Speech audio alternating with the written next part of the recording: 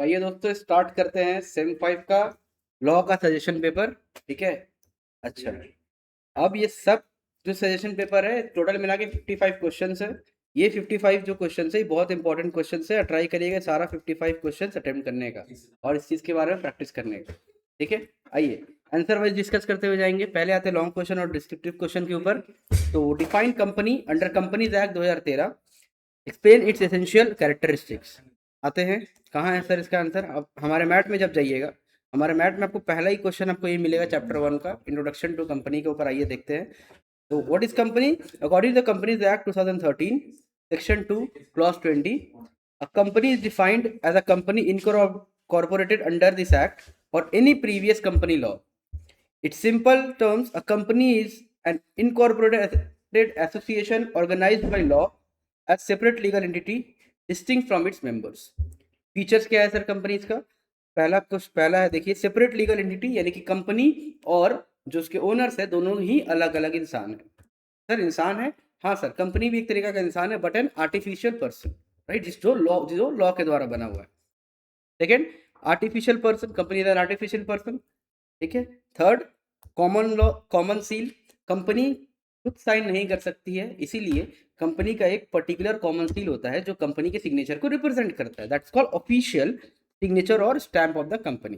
ठीक है। Though the act allows company to have a common seal, section 9 of the companies act 2015 states that a company may by resolution decide not to have one. In that case documents are valid if signed by authorized officers. अगर company के पास common seal नहीं होती है तो company अपने authorise officers का signature से भी काम चला सकती है। ठीक है। नेक्स्ट है लिमिटेड लाइबिलिटी। कंपनी का लाइबिलिटी अलग अलग केसेस में लिमिटेड या फिर अनलिमिटेड भी होती है। The liability of company's member is limited to the amount unpaid on their shares. ठीक है। Member are not personally liable for the company's debt beyond their share contribution, यानी कि कंपनी का ऊपर जो डेट है उसका उसके ओनर्स या फिर के जो मेंबर्स है वो लोग के ऊपर नहीं आएगा। क्यों नहीं आएगी? दोनों ही अलग अलग इंडिविजुअल्स है, राइट। फिर परपेचुअल सक्सेशन। परपेचुअल सक्सेशन का मतलब ओनर्स आएंगे जाएंगे, मेंबर्स आएंगे जाएंगे, लेकिन कंपनी वहीं की वहीं रहेगी। ठीक है। अच्छा, नेक्स्ट क्वेश्चन आते हैं। What is next question? ये अच्छा, जो क्वेश्चन होते जाएगा मैं उस पर टिक मारते जाऊंगा और आप लोग मेरे साथ साथ बनाते रहना। ठीक है, मिलाते रहना। Number 2, distinguish between private company and public company under companies act 2013। इसका डिफरेंसेस करने के लिए बेस्ट तरीका है ये लोग के मीनिंग और ये लोग का फीचर्स के ऊपर हम लोग बेस करके आंसर फ्रेम करेंगे। आइए चलते हैं यहाँ पे। ये देखिए, private company. Sir what is private company?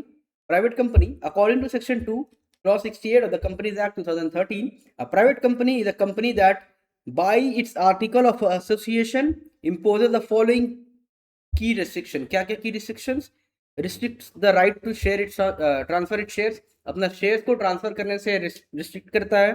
Second, limits the number of member to 200, यानी कि 200 मेंबर मैक्सिमम यहाँ पे हो सकते हैं। ठीक है। Excluding current and formal employees who are members. Prohibits any invitation to the public to subscribe any of its securities. Public लोग प्राइवेट कंपनीज के शेयर्स को क्या कर सकते हैं? नहीं जा सकते, मतलब इन्वाइट नहीं करती है वो लोग पब्लिक को। ठीक है। की फीचर्स, क्या क्या की फीचर है? Must include private limited or PVT LTD in its name. ठीक है। रिक्वायर्स एटलीस्ट 2 मेंबर, कितने मेंबर चाहिए? मिनिमम 2 और मैक्सिमम 200। Minimum 2 directors. ठीक है। Freely transferable shares are not permitted, अपना शेयर को फ्रीली हम लोग ट्रांसफर नहीं कर सकते हैं। Cannot invite general public to subscribe to its shares और डिबेंचर्स। जनरल पब्लिक इसका शेयर और डिबेंचर्स में अप्लाई नहीं कर सकती है। Previously, a minimum paid up share capital was required, but this condition has been removed by amendment. यानी कि पहले कोई मिनिमम शेयर कैपिटल देना पड़ता था लेकिन अभी वैसा नहीं है। Members liabilities limited according to their shareholding, जितना लोग के पास शेयर है उसके ऊपर बेस करके वो लोग क्या करते हैं? अपना लाइबिलिटी को होल्ड करते हैं, अपना लाइबिलिटी को लिमिटेड रखते हैं। ठीक है। अ प्राइवेट कंपनी इज दस a popular business structure for a small and medium businesses in India, offering limited liability and a separate legal status while ensuring controls remains with a close group of individual and entities. Public company क्या है sir? According to section 2 subsection 71 of the Companies Act 2013, a public company is defined as a company which is not private. Sir इसके ठीक उल्टा, जो private नहीं है वो public है। ठीक है। Has a minimum paid up share as prescribed, एक जो भी अब देखिए सब हर कंपनी का एक ऑथोराइज शेयर कैपिटल होता है। ठीक है। ऑथराइज्ड जो होता है उसके ऊपर बेस करके कंपनी अपना पेड अप शेयर कैपिटल रखती है। हैज एटलीस्ट 7 मेंबर्स, मिनिमम कितने मेंबर्स होते हैं? 7 मेंबर्स। आइए इसका फीचर जान लें। The company is free to invite public shares, हम लोग भाई कंपनीज में इन्वेस्ट करते हैं, हम लोग कंपनी का शेयर खरीदते हैं, तो we are the company is free to invite company share, यानी कि पब्लिक लोग उसका शेयर फ्रीली ले सकते हैं। Shares of public company are freely transferable without restriction, भाई मेरे को उस कंपनी का शेयर बेचना है तो मैंने बेच दिया, इसमें कोई रिस्ट्रिक्शन नहीं है, मेरे जगह कोई और मेंबर आ जाएगा, ठीक है। A company must have minimum 3 directors and can have up to 15 directors. Minimum directors कितने हैं ये याद रखिएगा, 3 कंपनी में, और मैक्सिमम कितने? 15। It must use the word limited at the end of the name, ठीक है, जैसे रिलायंस लिमिटेड है, ठीक है, तो एलटीडी रहना जरूरी है सर। क्या रहना जरूरी है? एलटीडी यानी कि limited. Public companies often raise capital by issuing shares, अपना शेयर इशू करके ये लोग मोस्टली क्या करती है? अपना कैपिटल बनाती है।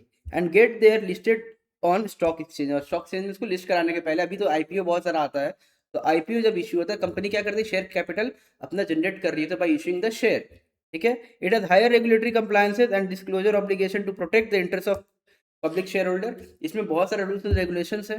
प्लस ये लोग को ऑब्लिगेशन है कि ऑफ डिस्क्लोजर, डिस्क्लोजर ऑब्लिगेशन मतलब अपना जो भी लोग फाइनेंशियल एक्टिविटीज ये लोग इनबिल्ड करेंगे, जो ये लोग टेक प्लेस करेंगे, उसको आम जनता को दिखाना इन लोग का कर्तव्य है, इन लोग को दिखाना पड़ेगा। क्यों? ताकि जो इन्वेस्टर्स है, जो कि शेयर होल्डर्स है, वो लोग का इंटरेस्ट को बचाया जा सके, उन लोग से छुप के कुछ ना हो, उन लोग के आंख के सामने सब कुछ का प्रूफ हो, ठीक है। अच्छा, shareholder have limited liability, meaning they are responsible only up to the value of their shares. Personal assets are not at risk to cover company's debt, ठीक है। तो यानी कि जो शेयर होल्डर है भाई लोग का लाइबिलिटी क्या है? लिमिटेड है, ठीक है। In the event the number of members reduce below 7 for more than 6 months, the company may face consequences including liability of members for debts. अगर हम क्या बोले थे? मिनिमम कितने मेंबर होना चाहिए? एटलीस्ट 7। अगर 7 से एक भी कम होता है तो कंपनी को लाइबिलिटी के ऊपर बेस करके लीगल एक्शंस हो सकता है, ठीक है, कोई लीगल कंप्लायंसेस में पड़ सकता है, ठीक है। अच्छा, नेक्स्ट क्वेश्चन क्या है सर? नेक्स्ट क्वेश्चन आता है, नेक्स्ट क्वेश्चन है सर मेरा, explain the process of incorporation of the companies under the Companies Act 2013। Sir इसका क्वेश्चन आप लोग के लिए हम लिखे हैं, एक बार आप लोग यहाँ चेक करिए। आइए आप लोग इसको संग संग उतार लीजिएगा, ठीक है, जब तक पढ़ा रहा है आप स्क्रीनशॉट ले लो, आप बाद में उतार सकते हैं, कोई इशू नहीं है, ठीक है। क्या है? पहला स्टेज जो आता है प्री इनकॉर्पोरेशन स्टेज, इसमें मेरे को 3 चीज़ों का जरूरत होता है। Digital signature certificates, DIN application, जो डायरेक्टर्स बनेंगे उन लोग का एप्लीकेशन देना DIN, ठीक है, और नेम रिजर्वेशन, कंपनी का जो नाम होगा उसका रिजर्वेशन कराना। ये 3 चीज जो है मेरा इनकॉर्पोरेशन से पहले का स्टेज में आता है। सेकंड क्या है? सेकंड स्टेज में आता है मेरा डॉक्यूमेंट प्रिपरेशन। डॉक्यूमेंट्स क्या क्या? Memorandum of association and article of association. Second, consent of the directors in the form DIR-2, इस फॉर्म में मेरे को कंसेंट चाहिए होगा सारा डायरेक्टर्स का। Third, declaration, declaration of what? Declaration of legal requirements that have been met, कि directors को ये बताना पड़ेगा कि जो लीगल रिक्वायरमेंट चाहिए होती है वो सारा चीज हम लोग कर चुके हैं, ठीक है। Fourth, address proof of the company, and fifth, identity proof of the directors. ये 5 चीज मेरे को सेकंड स्टेज में चाहिए होता है। थर्ड स्टेज क्या है? इनकॉर्पोरेशन का एप्लीकेशन। इनकॉर्पोरेशन का एप्लीकेशन मतलब 2 चीज आप मिनिमम करना जरूरी है, जो कि फाइल स्पाइस SPICE है, हाँ लास्ट में स्मॉल ई है ये, ठीक है, प्लस INC 32, यानी कि 32 मतलब 32 है ये, ठीक है, दैट इज 32, दैट इज 32, ठीक है, 32। सर ये किस चीज के लिए है? ये किस चीज के लिए? फॉर ROC, ROC मतलब रजिस्ट्रार ऑफ कंपनीज, ठीक है। और दूसरा जो है AGILE PRO, ठीक है, फॉर GST नंबर्स, ठीक है, EPFO and bank account opening, यानी कंपनी के नाम से जब हम लोग कुछ डॉक्यूमेंट्स बनाते हैं तो उसके लिए मेरे को ये 2 चीज मिनिमम लगता है, ठीक है। फोर्थ है post incorporation period. Post incorporation period मतलब certificate of incorporation with corporate identification number, ये मेरे को बनवाना पड़ता है। दूसरा, ऑटोमेटिक अलॉटमेंट सिस्टम मेरे को क्रिएट करना पड़ता है। Third, commencement of business, business चालू। और फोर्थ, बैंक अकाउंट और अदर रजिस्ट्रेशन। ये 4 स्टेजेस में मेरा इनकॉर्पोरेशन बटा हुआ है, ठीक है, process of incorporation. Question number 3 done. आइए question number 4, what is memorandum of association, explain it clause in detail. आइए इसका भी आंसर आप लोग के साथ यहाँ पे हम लोग डिस्कस कर ले। What is memorandum of association? Memorandum of association तो हम लोग चैप्टर नंबर 2 में, जो कि फॉर्मेशन ऑफ कंपनी, उसमें आते हैं। तो मेमोरेंडम ऑफ एसोसिएशन हम बहुत बार आप लोगों को पढ़ा है, what is memorandum of association. The memorandum lays down the object for which the company is form, किस लिए कंपनी को फॉर्म किया गया, thereby identifying the extent of its operation and activities. ठीक है, कंपनी क्या क्या काम करेगी, किस लिए इसको बनाया गया, उसलिए वो सब मेरा मेमोरेंडम में लिखा गया है। ठीक है, it enables share holders, creditors and all those dealing with the company to know what activities the company is legally empowered to undertake, यानी कंपनी लीगली कौन सा चीज कर रही है। ठीक है, next, provide legal clarity, it allows stakeholder to understand both the purpose for which their investment may be used and the potential risk associated with their investment, यानी कि लोग को जानने का ये हक है हर क्या बोलते हैं, हर इन्वेस्टर को, कि वो लोग का जो पैसा है किस चीज के लिए यूज हो रहा है और उसमें कितना रिस्क है। तो ये चीज मेमोरेंडम ऑफ एसोसिएशन बता देती है। ठीक है, अच्छा, as per the companies act 2013 provisions, the memorandum is a public document as per section 399 of the Companies Act 2013. Anyone dealing with the company is presumed to have knowledge of its content, यानी कि हम लोग को मान लेते हैं company की, जो लोग मेरे साथ पैसा दे रहा है, मेरे को, मेरा शेयर होल्डर है, वो लोग मेरे कंपनी के ऑपरेशन के बारे में पता है। The shareholders investment and the risk involved are governed strictly by the object clause of the memorandum. Memorandum में क्लॉज है, बहुत सारा क्लॉज है, ऑब्जेक्ट क्लॉज है। ठीक है, क्लॉज हम लोग क्लास में बहुत बार पढ़े, जो मेरे रेगुलर स्टूडेंट्स हैं वो लोग को पता होगा कि हम ये सब अलग से करके लिखवाए भी थे क्लास के टाइम में, जो कि पीडीएफ में भी है। ठीक है, पीडीएफ आप लोग को वीडियो के नीचे आपको मिल जाएगा। ठीक है, a company cannot act beyond the provision of its memorandum. Any activities undertaken outside the scope confirmed by the यानी कि मेमोरेंडम के बाहर कोई भी एक्टिविटी अगर हम लोग करते हैं बच्चे, तो उसको हम लोग बोलते हैं अल्ट्रा वायरस। अल्ट्रा वायरस जिसका मतलब हो गया beyond legal power and void, यानी कि उसके बाहर जो भी काम करेंगे सब मेरा अल्ट्रा वायरस है और सब कुछ वॉइड है। इसके ऊपर भी एक क्वेश्चन आएगा, हम वो भी करवा दे रहे हैं। आइए हम लोग देखते हैं नेक्स्ट क्वेश्चन क्या है हम लोग का। नेक्स्ट क्वेश्चन है, define article of association, distinguish between memorandum and articles. क्या है, आइए, कहाँ गया, आ जाओ, यही देखिए। अच्छा, इसमें कंटेंट था क्या मेमोरेंडम में, हाँ नहीं, क्लॉज इन डिटेल, जैसे कि कंटेंट में आपको क्लॉज मिल जाएगा। कंटेंट कहाँ गया मेमोरेंडम का, ये देखिए, ये देखिए, इसके अंदर आपको कंटेंट्स के अंदर आपको सारा क्लॉज मिल जाएगा। एक बार मैं समझा दूँ वाला क्वेश्चन, वापस उसमें आते हैं। पहला है नेम क्लॉज, जिसमें हम लोग कंपनी का स्पेसिफाई करेंगे कि कंपनी हमारा लिमिटेड है, ना प्राइवेट लिमिटेड है, ना ओपीसी है। ठीक है, रजिस्टर ऑफिस क्लॉज, ऑफिस हमने कहाँ रजिस्टर्ड है उसका लिए क्लॉज। ऑब्जेक्ट क्लॉज, ठीक है, state the objectives of the company. Next, liability clause, कि उसका लायबिलिटी ऑफ द मेंबर्स क्या होगा, वेदर लिमिटेड है या अनलिमिटेड है, ये मेरा लायबिलिटी क्लॉज में लिखा रहता है। Capital clause, state the amount of share capital with the company is registered, यानी कि ऑथोराइज कैपिटल हो सकता है, या फिर आपका जो कैपिटल के साथ कंपनी रजिस्टर्ड हुई है वो कैपिटल लिखा जा सकता है। ठीक है, the number of share into which it is divided and the value of each share.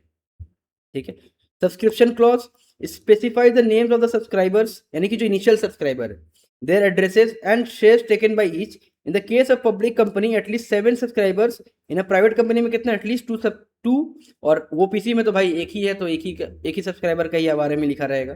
ठीक है, ये चीज आप पढ़ लीजिएगा, आपको पीडीएफ में सारा चीज हाईलाइटेड जिस तरीके से दिख रहा है उसी तरीके से मिलेगा, और साथ में ये जो पीडीएफ मैंने लिखवाया है ये भी पीडीएफ आपको साथ में अटैच मिल जाएगा। ठीक है, ये मैं बोल देता हूँ सबको। ठीक है, नेक्स्ट आते हैं, what is articles of association. ये आर्टिकल ऑफ एसोसिएशन में चलते हैं बच्चे। आर्टिकल ऑफ एसोसिएशन किधर हो, अच्छा ये रहा article of association. Article of association, एक काम करो ना, आप आर्टिकल ऑफ एसोसिएशन अलग से नहीं पढ़ के आप यहाँ से पढ़ लो, देखो डिफरेंसेस है, क्योंकि ये इंपॉर्टेंट डिफरेंसेस है। मेमोरेंडम ऑफ एसोसिएशन है ना, आर्टिकल ऑफ एसोसिएशन, अगर ये चैप्टर आएगा इसमें से ये क्वेश्चन आने का चांसेस 99.9999% है। सर 0.011% क्यों नहीं, क्योंकि सीयू का कोई भरोसा नहीं है। ठीक है, एक्सपेक्ट द अनएक्सपेक्टेड। ठीक है, नेक्स्ट क्या है सर इसमें, देखिए MOA and AOA. What is MOA, the charter of the company defines constitution and scope of the powers. Powers वो लोग कंपनी क्या करती है, राइट, और internal regulations and internal rules and regulation for managing the companies affair, किसमें लिखा रहता है, एओए में। यानी कि एओए में क्या है कि कंपनी इंटरनली किस तरीके से काम करती है वो रहता है मेरा एओए में, लेकिन एमओए में क्या है, कंपनी किस ऑब्जेक्टिव्स के साथ काम करती है वो मेरा एमओए में है। देखिए पर्पस पढ़ेंगे समझ में आ जाएगा। Specify the main objective and scope for which the company is form, company क्यों बनी है, किस लिए बनी है, वो मेरा एमओए में लिखा रहता है। लेकिन इस एओए में क्या है, एओए में कंपनी क्यों बनी है ये नहीं लिखा है। Regulate the relationship between company and its members and governs internal management, यानी कंपनी अपने मेंबर के साथ किस तरीके से रिलेशनशिप में क्या बिहेव कर रही है, क्या दे रही है, क्या सब है, वो सब मेरा एओए में लिखा रहता है। कंटेंट्स, इसमें आपका नेम क्लॉज है, ऑब्जेक्ट क्लॉज है, लाइबिलिटी क्लॉज है, कैपिटल क्लॉज है, सब्सक्रिप्शन क्लॉज है, और इसमें क्या क्या है, मेरा rules related to the management of the company, power, duties of directors, conduct meeting, share transfer, सारा चीज के बारे में मेरा एओए में लिखा रहता है। ठीक है, नेचर क्या, ये एक पब्लिक डॉक्यूमेंट है, बट कि ये इंटरनल डॉक्यूमेंट है। ठीक है, legal status has overriding effect over articles, articles must be consist of MOA, यानी कि एमओए को मान के चलना पड़ेगा आर्टिकल ऑफ एसोसिएशन को। आर्टिकल ऑफ एसोसिएशन एमओए के ऊपर नहीं है, एमओए के नीचे है, एमओए से मान मतलब है कि झुक के रहना पड़ेगा, एओए को एमओए के आगे झुक के रहना पड़ेगा। ठीक है, subordinate of the MOA can not override और कॉन्ट्रडिक्ट एमओए, यानी कि एमओए के साथ बगावत नहीं कर सकती है, इसको इसके साथ में चलना पड़ेगा। ठीक है, effects of violation, action beyond the MOA scope are ultra vires, यानी कि एमओए के बाद कुछ भी करेंगे अल्ट्रा वायरस, वॉइड हो जाएगा मेरा काम। और इसमें violation invokes internal remedies but not necessary valid invalidity of act, यानी कि हो सकता है मेरा डिस्प्यूट हो, लेकिन ये नहीं कि उसका एक्ट इनवैलिड हो जाए, लेकिन इसमें क्या है, पूरा ही काम आपका वॉइड, आपका काम चलेगा ही नहीं।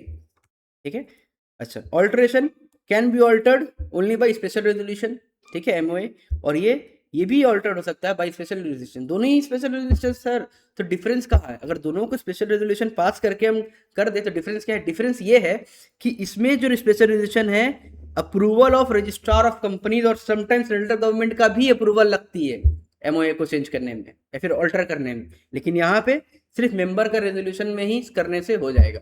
ठीक है, अच्छा, relationship define the company objective and limits it's power, company का ऑब्जेक्टिव और उसका लिमिट्स बताती है, और ये provide detailed regulation on how the company operates with those limits, यानी कंपनी उस लिमिट्स के साथ किस तरीके से काम करती है, ये मेरा एओए बताता है। ठीक है बच्चों, अच्छा, नेक्स्ट है explain the doctrine of ultra virus and it's implication. तो आइए, ये मैं लिख के रखा हूँ, आंसर नंबर कहाँ गया, डॉक्ट्रीन वाला ये रहा आपका, ये सर है, हाँ, लिखिए, the doctrine of ultra vires dictates that any corporate actions, contract or expenditure excluding the authority guaranteed in a company's MOA is null, यानी कि इसके एक्सक्लूडिंग नहीं, एक्सीडिंग है, यानी कि इसके बाहर अगर हम कुछ भी करते हैं मेरा एमओए के बाहर तो सारा चीज मेरा अल्ट्रा वायरस हो जाता है, यही चीज लिखा है। Null, void and illegally binding, it protects investors and creditors by insuring funds are used only for authorised stated and purpose, यानी कि मेरा जो इन्वेस्टर है उन लोग का इंटरेस्ट को बचाता था कि उन लोग का जो फंड है कोई ऐसा काम के लिए नहीं यूज हो जो मेरा एमओए के बाहर था। ठीक है, इम्प्लीकेशन, भाई वॉइड कॉन्ट्रैक्ट हो जाता है शेयर होल्डर्स का प्रोटेक्शन के लिए। ठीक है, डायरेक्टर्स लाइबिलिटी, अगर कुछ भी बाहर एमओए के बाहर हो रहा है ना, कॉलर किसका पकड़ोगे, डायरेक्टर का पकड़ना होगा। ठीक है, क्रेडिटर प्रोटेक्शन, भाई क्रेडिटर भी पैसा दिया तो उसका भी इंटरेस्ट को प्रोटेक्ट करना भी इसका काम अल्ट्रा वायरस में आ जाता है। ठीक है, अच्छा, ये हो गया सर। इस चीज जो लिखा हुआ है इसको थोड़ा एक्सप्लेन आपको करना पड़ेगा, आप जानते हो सीयू में हो आप, तो थोड़ा बहुत वॉइड कॉन्ट्रैक्ट किस तरीके से, अगर काम बाहर हो रहा तो वॉइड कॉन्ट्रैक्ट हो जाएगा। ठीक है, शेयर होल्डर का प्रोटेक्शन, शेयर होल्डर जो इन्वेस्टमेंट किया है उसका प्रोटेक्शन देना भी कंपनी का काम है, इसलिए इसको थोड़ा ऐसे दो लाइन एक्सप्लेन कर दो, दो line is more than enough आ जाता है।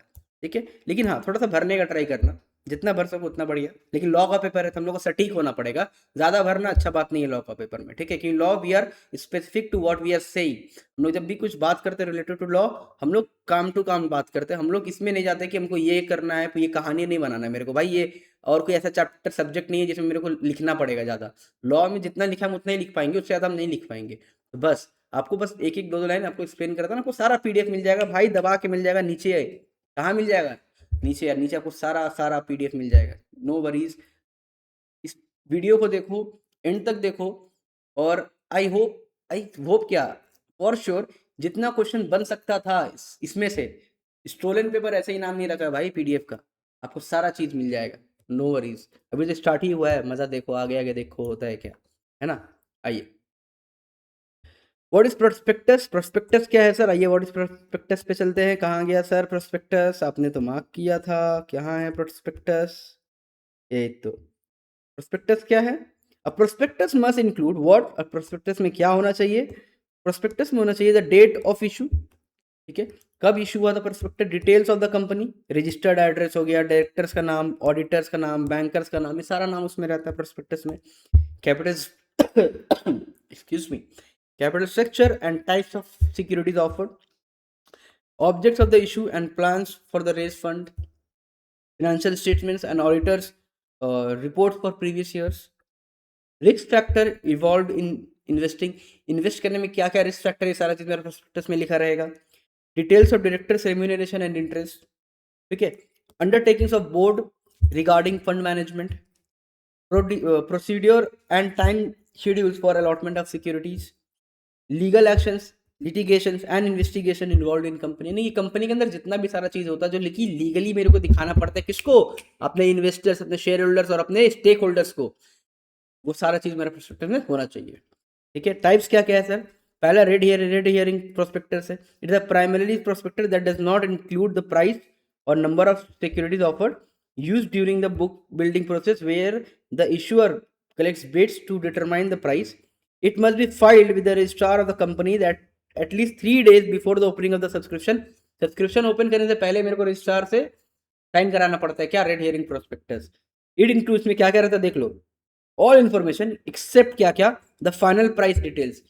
शेयर इशू करने से पहले जो फाइनल प्राइस की डिटेल्स है उसको छोड़ के बाकी सारा चीज रहती है। After the closure of the offer, the complete prospectus including price detail is filed. सारा चीज करने के बाद लास्ट में फाइल किया जाता है। फिर the shelf prospectus issued when a company offers one or more securities to the public in one or more issues over a certain period without issuing fresh prospectus every time. हर समय तो हम fresh prospectus नहीं ला सकते हैं, तो एक ही prospectus में मल्टीपल शेयर क्या बोलते हैं हम लोग, कैपिटल जनरेट करने के लिए, कैपिटल या फिर सिक्योरिटीज जब इशू करती है कंपनी तब वो लोग शेल्फ प्रोस्पेक्टस को यूज करती है। Must be filed with ROC at the time of the first offer. First offer के टाइम में ही साइन करवाना पड़ता है। नेक्स्ट है अब्रिज प्रोस्पेक्टस। सर ये चार चीज अच्छे से कर लेना, ये क्वेश्चन को आप समझ के जाओ, आ सकता है 99%। Abridge prospectus, the shorter version summarising the key features of the full prospectus. जो फुल प्रोस्पेक्टस का छोटा छोटा एकदम समरी पोर्शन में आपको मिल जाती है उसको बोलते हैं अब्रिज प्रोस्पेक्टस। ठीक है। फिर the deemed prospectus, any document that invites offers for sale or subscription to securities is deemed to be a prospectus under law।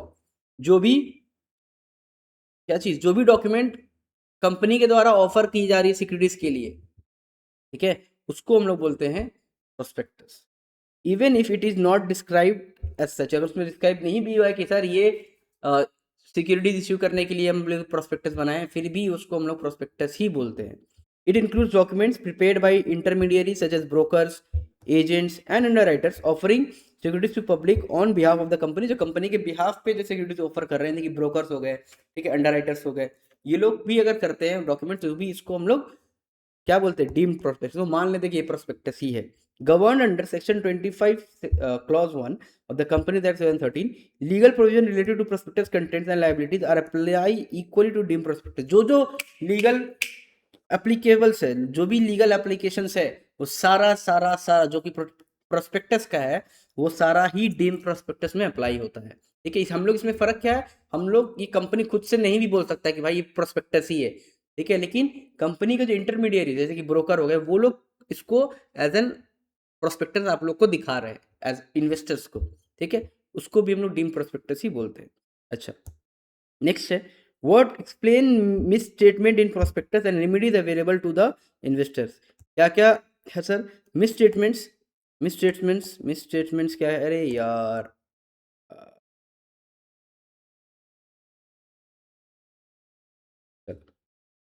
क्या है miss statements? A miss statement is a prospectus in a prospectus occurs when any statement included in the prospectus is untrue, अगर जो सही नहीं है, झूठ है, misleading in form of or context, or if there is an omission of any material fact likely to be mislead investors। Sir क्या क्या होता है देख लो। लीगल प्रोविजन, भाई हम कुछ लिखना भूल गए प्रोस्पेक्टस में तो क्या होगा मेरे साथ, देखो क्या होगा। लीगल प्रोविजंस क्या क्या? Every person who issues and authorize the issue of prospectus containing any such misstatement is liable for civil and criminal consequences। सबको सिविल और क्रिमिनल कॉन्सिक्वेंसेस के द्वारा पनिशमेंट मिल सकता है। अब मिस स्टेटमेंट में इंक्लूड, क्या इंक्लूड कर सकता है? फॉल्स इंफॉर्मेशन, गलत चीज बताए हैं, नकली बात बताए हैं, misleading explanation, suppression of truthful material fact, जो सच को दबाने की कोशिश, or presentation of facts in a way that may deceive investors. Next है सिविल लाइबिलिटी. सिविल लाइबिलिटी क्या है? Persons liable include company itself. क्या क्या? Directors, promoters, experts such as auditors and any other person who authorise the prospectus. जो prospectus को authorise किया है. Investors who suffer loss due to reliance on the misstatement can sue damages और compensation. जो उनको loss हुआ prospectus की वजह से, वो सारे इन सब के ऊपर क्या कर सकते हैं? They can sue them. लोग कोर्ट में घसीट सकते हैं. ठीक है. Liability strict and without limitation. Even innocent parties can be held liable unless they prove due diligence. यानी कि जो इनोसेंट है वो लोग को भी हम लोग बोल सकते हैं कि नहीं भाई आप भी इसमें मिले. भाई तुम कंपनी में हो तो तुम मिले ही हो सकते हो. क्या पता उसको नहीं पता कंपनी का बाकी मेंबर्स क्या कर रहे हैं, फिर भी उसको पकड़ा जा सकता है. और तब तक वो गिल्टी है जब तक वो अपना आपको गिल्टी साबित ना कर अपना आपको सही साबित ना कर दे. ठीक है. नेक्स्ट क्रिमिनल लाइबिलिटी क्या है इसमें? If the misstatement amount to fraud. अगर फ्रॉड होता है तो क्रिमिनल लाइबिलिटी इज इम्पोज. अगर फ्रॉड के अमाउंट में है तो क्रिमिनल लाइबिलिटी इम्पोज होता है. क्या क्या? The punishment can include what? Imprisonment ranging from 6 month to 10 years. 10 साल, सॉरी 6 महीने से 10 साल तक का जेल हो सकता है. एंड अ फाइन, और नहीं है यहाँ एंड लिखना, and a fine from amount involve in fraud up to 3 times that amount. यानी कि 1 लाख का अगर चोरी की हो तो 1 लाख का 3 गुना देना पड़ेगा. यानी कि 3 लाख तुमको एज अ फाइन देना पड़ेगा. अगर 1 करोड़ चोरी किया तो कितना? 3 करोड़. भाई जमेला तो है वो. If the fraud is in the public interest a minimum imprisonment terms to 3 year. अगर पब्लिक इंटरेस्ट के लिए ये है, क्या बोलते हैं, पब्लिक के साथ अगर हम गद्दारी किए हैं तो 3 साल का मेरे को जेल हो सकता है. मैंडेटेड, यानी कि होगा ही होगा. Criminal liability applies to the company and those responsible for issuing and authorising the prospectus including directors, promoters and expert. जो इसमें मिला था, मेन ऑफिसर्स, डायरेक्टर, ऑडिटर और जितने भी एक्सपर्ट्स थे, उन सबको जेल होगा. ठीक है. अच्छा, ये हो गया. अब आते हैं share capital. What is share capital? आइए सर, शेयर कैपिटल क्या है? डायरेक्टर में आएंगे सर, डायरेक्टर में आएंगे. नीचे थोड़ा है, पहले शेयर कैपिटल में आ जाए हम लोग. ठीक है. शेयर कैपिटल खोले, कहाँ है share capital? According to section 2 sub clause 84 of the Companies Act 2013, a share means a share in the share capital of a company includes stock. It represents the interest of a member in the company. A share signifies a unit of ownership in a company, entitling shareholder to certain rights and liabilities. यानी कि share का मतलब क्या हो गया? Company का capital के ऊपर में कुछ हिस्सा. It is movable property, can be transferred as provided in the company's AOA. Company का AOA में बोला गया कि share can be transferred, right? A share represents the shareholders' proportionate ownership in the company's capital and participation in the profit. Share क्या दिखाता है कि company का वो मेंबर है वो कितना कंपनी में कैपिटल में डोनेट किया, मतलब डाला है, इन्वेस्ट किया है, और उसका प्रॉफिट का क्या है, पार्टिसिपेशन कितना है. शेयर्स में carry different rights regarding what? Voting right होता है. जो लोग इक्विटी शेयर होल्डर है सब वोटिंग राइट मिलता है. उन लोगों को डिविडेंड मिलने का हक है. कैपिटल रिपेमेंट जब चाहेगा तब उसको कैपिटल रिपेमेंट देने का हक है. यानी कि ये सब उसका राइट्स. टाइप्स क्या है सर शेयर का? 2 टाइप का मेनली शेयर्स होता है. क्या क्या? Equity share and preference share. हम लोग सुनते हुए आ रहे हैं, right? Equity share and preference share. Sir equity share क्या है? इक्विटी शेयर जिसमें ओनरशिप मिलता है शेयर होल्डर को. ठीक है. उसका पास वोटिंग राइट्स होता है. Receive dividend out of companies profit which may vary depending on profitability. ठीक है. In case of winding up, equity share holder receive the share in residual asset after all debts and preference shareholder have been. यानी सबको मिलने के बाद मेरे मालिक को मिलता है. ठीक है. नेक्स्ट प्रेफरेंस शेयर्स क्या है? Preference shareholder have a preferential right. जब भी बड़ा केक आएगा तो सबसे पहले किसको देते हैं? Preference share holder. यानी जब प्रॉफिट का मुंह देखेंगे सबसे पहले कौन लेगा? Preference shareholders. ठीक है. अच्छा, they receive dividend at a fix rate. एक फिक्स रेट पे मिलता है. ठीक है. In event of winding up, preference share have a priority claim on the companies asset amount to their capital. जितना लोग कैपिटल है उतना का उन लोग को पहले मिलना चाहिए, इसके बाद इक्विटी शेयर लेंगे. ठीक है. अब ये सब जो था या तो क्यूमुलेटिव हो सकता है या नॉन क्यूमुलेटिव हो सकता है. ये सब टाइप्स एक बार आप लोग रीड कर ले तो ज़्यादा बेटर होगा. कन्वर्टेबल है, नॉन कन्वर्टेबल, रिडीमेबल और इरिडीमेबल. ठीक है. Participating and non participating. ठीक है. नेक्स्ट आते हैं. नेक्स्ट है व्हाट इज डायरेक्टर. एक्चुअली ये यहाँ होना चाहिए who is director, right? Who is director? Director कौन है? आइए डायरेक्टर कौन है? डायरेक्टर साहब को उठाते हैं. कहाँ गया डायरेक्टर भाई? ये डायरेक्टर साहब को उठाएं. ऊपर ही तो थे अभी डायरेक्टर साहब. कहाँ गए? यही तो डायरेक्टर साहब. आइए, कहाँ है आप sir? Director. According to section 2 subsection 34 of the Companies Act 2013, a director means a person appointed to the board of the company, यानी बोर्ड में जिसको अपॉइंट किया गया है, ठीक है, उसको हम डायरेक्टर बोलते हैं. A director is an entrusted with the responsibility to manage and control the affairs of the company. Company का अफेयर्स को मैनेज और कंट्रोल करना किसका काम है? डायरेक्टर का. Director acts collectively as the board of directors, which is supreme executive authority of the company.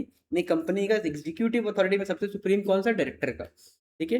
They take important decision in board meeting and specialise committee meetings. यानी कि board meeting में ना, board of directors का जब meeting होता है, एक director में बहुत सारे डायरेक्टर होता है, उसमें हम बताए थे आपको पिछले कि बहुत सारे डायरेक्टर्स में से सब अगर बैठ के जब बात करें उसको बोलते हैं बोर्ड मीटिंग. इसमें भी आएंगे मीटिंग क्या होती है, सब में आएंगे. ठीक है.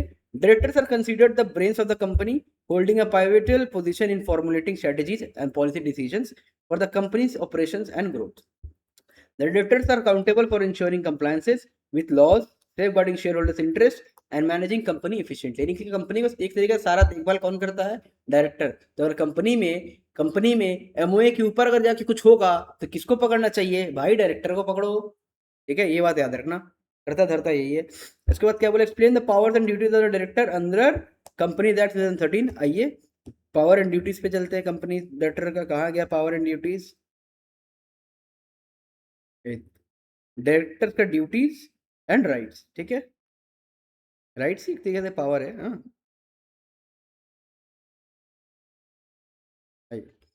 right to participate and vote in board meetings, right to make a company record and information necessary for decision. ठीक है. हाँ, right to receive remuneration fees as decided by the company. Company जो डिसाइड की होगी पहले उसको उस से रेम्यूनरेशन चाहे फीस मिलेगा, जो कि शेयर होल्डर लोग अप्रूव किए हैं. Right to indemnity and protection against liability incurred while performing duties in good faith. अगर ये कोई गुड फेथ में अगर काम किया कंपनी का तो कुछ लायबिलिटी जो इसके ऊपर है उससे इसको थोड़ा प्रोटेक्शन मिले. ठीक है. Right to speak professional advice on companies matters finance by the company if necessary. ये प्रोफेशनल मैटर जो है कंपनी को लेके उसके ऊपर इसका पास हक है बात करने का. Right to be reimbursed expenses properly incurred in company matters. इसका ड्यूटीज क्या क्या है? Act in good faith and in the best interest of company and share holders. यानी कि जो भी इसके स्टेक होल्डर्स है उन लोग के भलाई के लिए काम करेगा और कंपनी के भलाई के लिए काम करेगा. Exercise due care skill and diligence expected of the reasonable prudent person. ठीक है. Avoid conflicts of interest and disclose them when they arise. अगर कोई डिस्क्लोज क्या बोलते हैं, कोई कॉन्फ्लिक्ट्स होता है कंपनी में तो उसको ठीक करना. Not achieving any undue gain and advantage for themselves और रिलेटेड पार्टीज. अपने खुद के बेनिफिट के लिए काम ना करना, कंपनी के भलाई के लिए करना. Promote companies interest including employees, shareholder, creators, communities. इस कंपनी को एकदम बढ़ाना, सिंपल बात है, कंपनी को बढ़ाना. Exercise power for the purpose of for which they are conferred. जिस पावर और जिस पर्पस के लिए लोगों को पावर दिया गया है उसको सही तरीके से एक्सरसाइज करना. Ensure compliances with the article of association and companies act. Article of association और कंपनीज एक्ट को साथ में लेके चलना. ठीक है. Ensure transparency and good corporate governance. अब आते हैं इसमें नेक्स्ट क्वेश्चन क्या है? Explain the appointment and qualification of directors. Appointment and qualification of director अभी ऊपर ही था. देखिए अपॉइंटमेंट ऑफ डायरेक्टर कैसे होता है? Appoint authority. Directors are appointed by the company's shareholders in general meeting passing an ordinary or special resolution. यानी कि डायरेक्टरों को अपॉइंट कौन करते हैं? शेयर होल्डर्स अपॉइंट करते हैं. कब? एजीएम में, जनरल मीटिंग में. ठीक है. बाय पासिंग ऑर्डिनरी और स्पेशल रेजोल्यूशन. कितने नंबर ऑफ डायरेक्टर होते हैं? Public must have at least 3 directors. 3 director minimum होना चाहिए. और प्राइवेट कंपनी में 2 डायरेक्टर. और ओपीसी मतलब 1 पर्सन कंपनी में एक इंसान, तो भाई एक ही डायरेक्टर होना चाहिए अंडर सेक्शन 149. प्रोसेस क्या है? The propose director must obtain a director identification number. भाई साहब DIN होना चाहिए from the ministry of MCA, यानी कि मिनिस्ट्री ऑफ कॉर्पोरेट गवर्नेंस. ठीक है. ये कॉर्पोरेट गवर्नेंस क्या है? इस सारा कंपनी का कॉर्पोरेट अफेयर्स को गवर्न करता है, देखता है. ठीक है. Obtain a digital signature certificate DSC for electronic filings. Provide a written consent to as a director form DIA. ये खुद से जो बोले थे, याद है क्वेश्चन नंबर इसमें, ये DIA 2 चाहिए होगा डायरेक्टर से. ये देखो भी लिखाया था ना उसमें, ये देखिए DIR 2 चाहिए, कंसेंट ऑफ द डायरेक्टर चाहिए होगा. ठीक है. बोर्ड और share holder pass a special resolution approving the appointment. ठीक है. The appointment must be filed with the registrar of the company. Appointment करने के रुक नहीं जाना है, उसको फाइल करना है किसके साथ? Registrar of company in the form DIR 12 with in 30 days. ठीक है. अब कितना टाइप का डायरेक्टर होता है देख लिया, executive, non executive, independent, nominee, additional, alternate, small share holder director, बहुत सारा है। ठीक है, अच्छा सर इसका क्वालिफिकेशंस क्या था वो देख लो। एज लिमिट मिनिमम 18 प्लस होना चाहिए भाई, सिंपल चीज है। बड़े बड़े जगह में सिर्फ 18 प्लस ही जा सकते, छोटे बच्चों का वहाँ काम नहीं है। Individual must be natural person, भाई आम इंसान होना चाहिए, कोई आर्टिफिशियल पर्सन नहीं चाहिए। साउंड माइंड होना चाहिए, दिमाग से सही होना चाहिए। ठीक है, declared by a competent court. Competency must be competent to enter into contract, contract में जाने लायक होना चाहिए। ठीक है, resident in India, minimum 182 days रहना चाहिए लास्ट फाइनेंशियल ईयर में। ठीक है, digital signature, should possess a valid signature certification for electronic filings. Share qualification, if specified the article of association the director must hold a certain share qualification, इसके पास कुछ share qualification होना चाहिए, नहीं company का कुछ शेयर इसके पास होना चाहिए। ठीक है, नेक्स्ट फॉर इंडिपेंडेंट डायरेक्टर क्या है, should have relevant skills, experience and knowledge in fields like finance, law, management, corporate governance, sales, marketing, technical operations or other disciplines related to business। यानी ठीक है, यानी कि क्या बोले कि सर जो भी इंडिपेंडेंट डायरेक्टर है उन लोग को इस सब स्किल्स में थोड़ा बहुत नॉलेज क्या एक्सपर्टीज नॉलेज होना चाहिए, तब जाके वो लोग इंडिपेंडेंट डायरेक्टर बनते हैं। वो लोग कुछ एक पर्टिकुलर फील्ड को रिप्रेजेंट करते हैं। ठीक है, अच्छा हो गया क्वालिफिकेशन। सर डिस्क्वालिफिकेशन पढ़ा दिए ना, आ जाएगा, आएगा उस भी आएगा। ठीक है, अभी क्वालिफिकेशन पढ़ दो, उसका वो भी आएगा। व्हाट इज मीटिंग, खेलते रहिए मीटिंग, मीटिंग करते रहिए मीटिंग, मीटिंग आइए मीटिंग। कॉर्पोरेट मीटिंग कहाँ है, सी में है कॉर्पोरेट मीटिंग, आइए कॉर्पोरेट मीटिंग।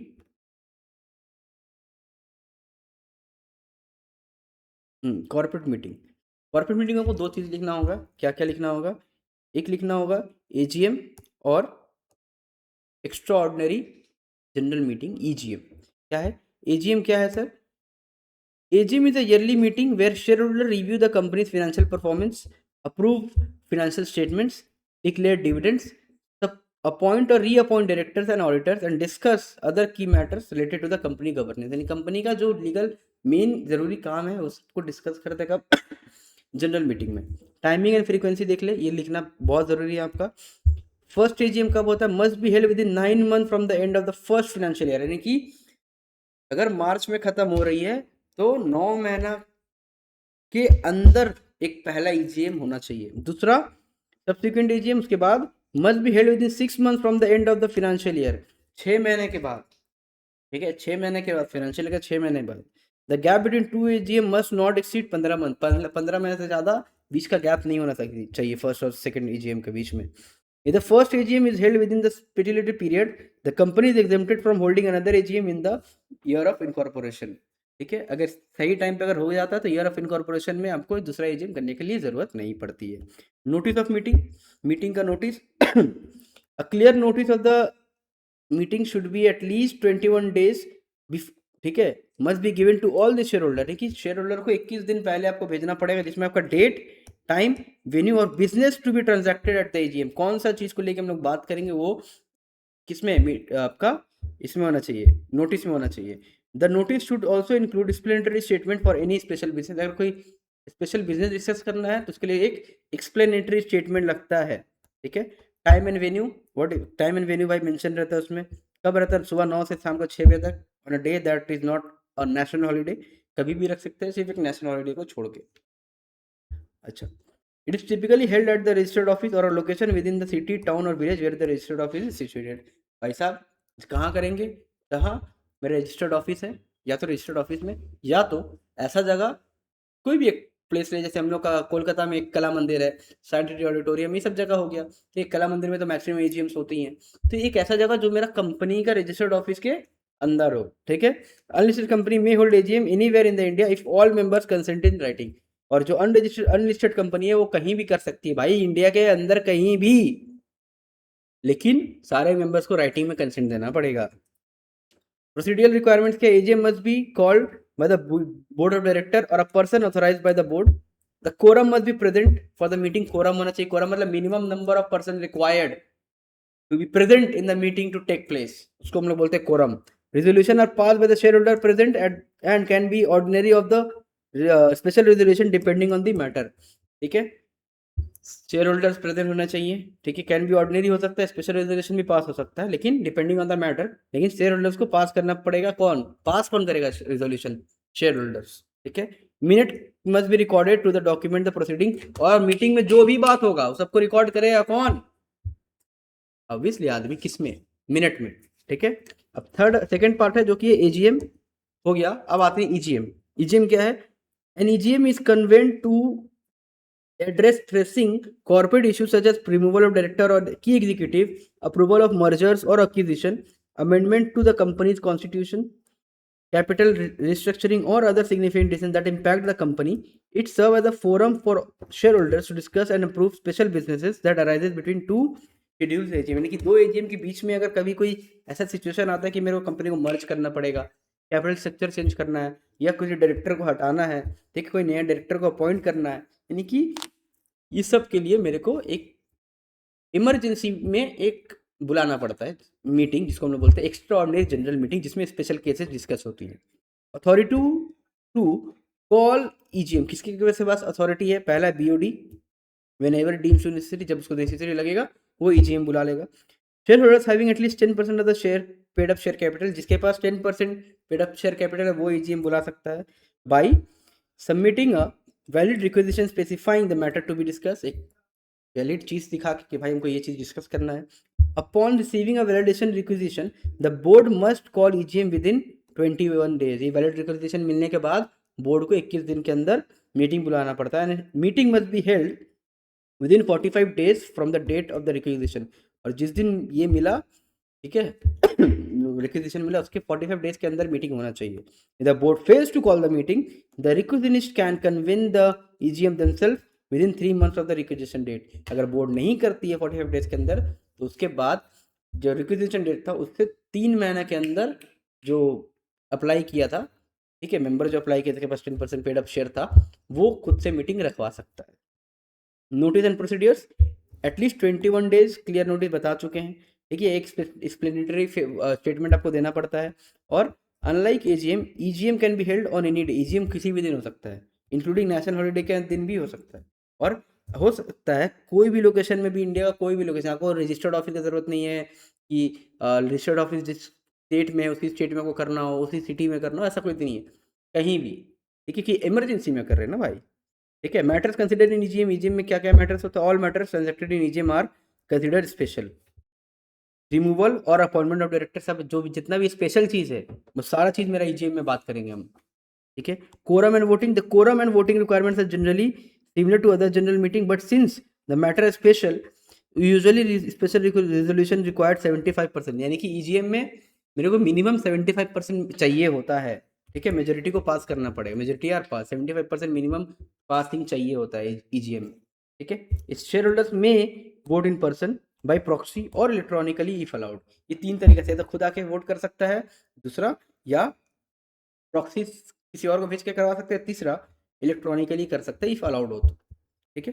अच्छा, ये था मेरा meeting and different types of meeting. Define winding up of a company, explain modes of winding up.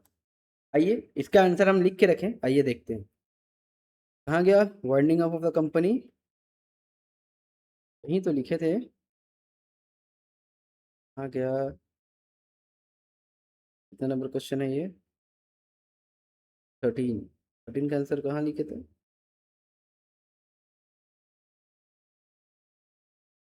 13 का आंसर मिल नहीं रहा है। अच्छा ये कोई बात नहीं, 13 का आंसर आपको इस पीडीएफ के साथ आपको मिल जाएगा, छोटा सा इसका आप लोग का ये मोस्टली नहीं आता है, ठीक है, ये आप लोग का सिलेबस में भी नहीं है, यहाँ इंक्लूडेड हो गया है गेस, इसीलिए, ठीक है, ये आप लोग एक बार मिला लेना, आपको सिलेबस में नहीं है, यदि हुआ भी तो आपको इस पीडीएफ के साथ आपको मिल जाएगा। आइए क्वेश्चन नंबर 14 में चलते हैं। Explain the role and power of company law tribunal NCLT. आइए कहाँ गया, ये देखिए, लिखिए रोल ऑफ एनसीएलटी क्या है सर, आप चाहो तो स्क्रीनशॉट ले सकते हो, ठीक है, आपको सारा चीज आपको मिल जाएगा, लिख लो। Role of NCLT, role and power of NCLT क्या है? रोल, पहला insolvency and bankruptcy, acts as the adjudicating authority for corporate insolvency, admitting and applications, appointing professionals and approving resolution plans or ordering liquidation. यानी कि एक तरीके से role क्या चीज का रोल है इसका? एक्चुअली रोल है एज अ कोर्ट, कोर्ट जिस तरीके से रोल है इसका, ये भी कंपनी का कोर्ट है एक तरीके से, ठीक है, जो इंसॉल्वेंसी और बैंकरप्सी कंपनी को देती है। कंपनी लॉ डिस्प्यूट, कंपनी के अंदर जितना भी लीगल डिस्प्यूट्स होता है सबको ये हैंडल करता है। मर्जर एंड एक्विजिशन, अगर मर्जर होता है, acquisition, amalgamation, compromises and arrangement between companies कौन करवाता है? एनसीएलटी, ठीक है। ऑडिटर्स एंड डायरेक्टर के बीच का matter, can remove the auditors for fraudulent activities and investigate mismanagement. Auditor को अगर देख रहा है कि ऑडिटर का खराब है इस कंपनी का, तो उसको हटा सकता है, उससे क्वेश्चन पूछ सकता है। अच्छा, आप लोग को ये लेंथ में ठीक है ना? ठीक। रिडक्शन इन कैपिटल, अप्रूव्स और rejects proposal for reduction in capital, company का शेयर कैपिटल को कम करने का जो लोग कैपिटल रिडक्शन मेथड है उसको या तो अप्रूव कर सकता है तो मना कर सकता है, ठीक है। नेक्स्ट पावर क्या है? Quasi judicial authority acts as a court of law to hear cases, examine evidences and pass binding orders adhering to principle of natural justice. Contempt power possesses the same power as a high court, high court जितना power ही है इसके पास to deal with contempt of proceedings, यानी कि company के लिए जितना भी चीज़ें होती हैं उसको ये क्या कर सकते हैं, इसके पास पावर उस चीज़ को ठीक करने का, उसका केस सुनने का, उसका राय देने का उसके बारे में। Reviewing own decision, empowered to review its own judgments based on new evidences and और एरर्स, अगर उसके पास कोई और कंपनी के अगेंस्ट में कोई एविडेंस आता है तो ये अपना फैसला सुना सकता है। Compounding offences, handle the compounding of certain offences under companies act, ठीक है। सुओ मोटो एक्शन, ये पढ़ लेना। Can initiate action to remove auditors or investigate affairs in certain cases, कुछ कुछ केसेस को लेके ये ऑडिटर्स को हटा भी सकता है और उसका जो अफेयर्स है, केसेस है, उसके बारे में पता करवा सकता है, इन्वेस्टिगेट भी कर सकता है, ठीक है। ये था मेरा एनसीएलटी का क्या चीज़, पावर। लास्ट पॉइंट है what is corporate social responsibility. आइए, कॉर्पोरेट सोशल रिस्पॉन्सिबिलिटी आप यहाँ से देखिएगा। कॉर्पोरेट सोशल रिस्पॉन्सिबिलिटी क्या क्या है? Criteria for social corporate social responsibility CSR, क्या है eligibility criteria? Net worth of the company to be 500 crore और मोर, टर्नओवर मेरा 1000 करोड़ होना चाहिए या उससे ज़्यादा, और net profit must be 500 crore और मोर। ये 3 मेन क्राइटेरिया है, ठीक है। अब क्या क्या एक्टिविटीज़ है जो CSR के अंदर आती है? इरेक्टिक्शन ऑफ हंगर एंड पॉवर्टी, ये सबको हटाना। प्रमोशन ऑफ एजुकेशन, एजुकेशन को प्रमोट करना। Gender equality and women empowerment, इसको प्रमोट करना। Reducing child mortality and improving maternal health, बच्चों को मरने से बचाना और मैटरनल हेल्थ को बढ़ाना, ठीक है, ठीक करना में उसके ऊपर ध्यान देना। Combating HIV AIDS, maternal and other disease है, HIV एड्स से समाज को बचाना, मोस्टली अब सब बिजनेस करती हैं। सोशल बिजनेस प्रोजेक्ट, ठीक है। एनवायरनमेंट सस्टेनेबिलिटी, एनवायरनमेंट को सस्टेन रखना। क्या क्या एक्टिविटीज CSR में नहीं आती हैं? एक्टिविटीज अंडरटेकन आउटसाइड इंडिया, कोई भी एक्टिविटी आउटसाइड इंडिया करोगे नहीं आएगा। कंट्रीब्यूशन टू पॉलिटिकल पार्टीज, अगर पॉलिटिकल पार्टीज को कंट्रीब्यूट कर रहे हो, मदद कर रहे हो, तो वो नहीं आता है CSR के under. Activity benefiting employees, employees लोग अगर बेनिफिट हो रहा है तो नहीं आता है CSR में।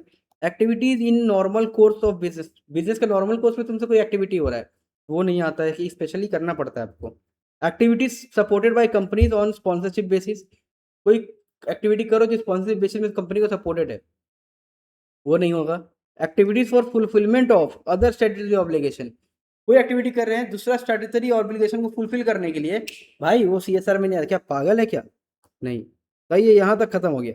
अब हम लोग चलते हैं medium answer application based question, ठीक है। ये जो क्वेश्चन है, ये 19 क्वेश्चन यहाँ पे है, 25 है सॉरी, और उसके बाद 15 शॉर्ट क्वेश्चन है।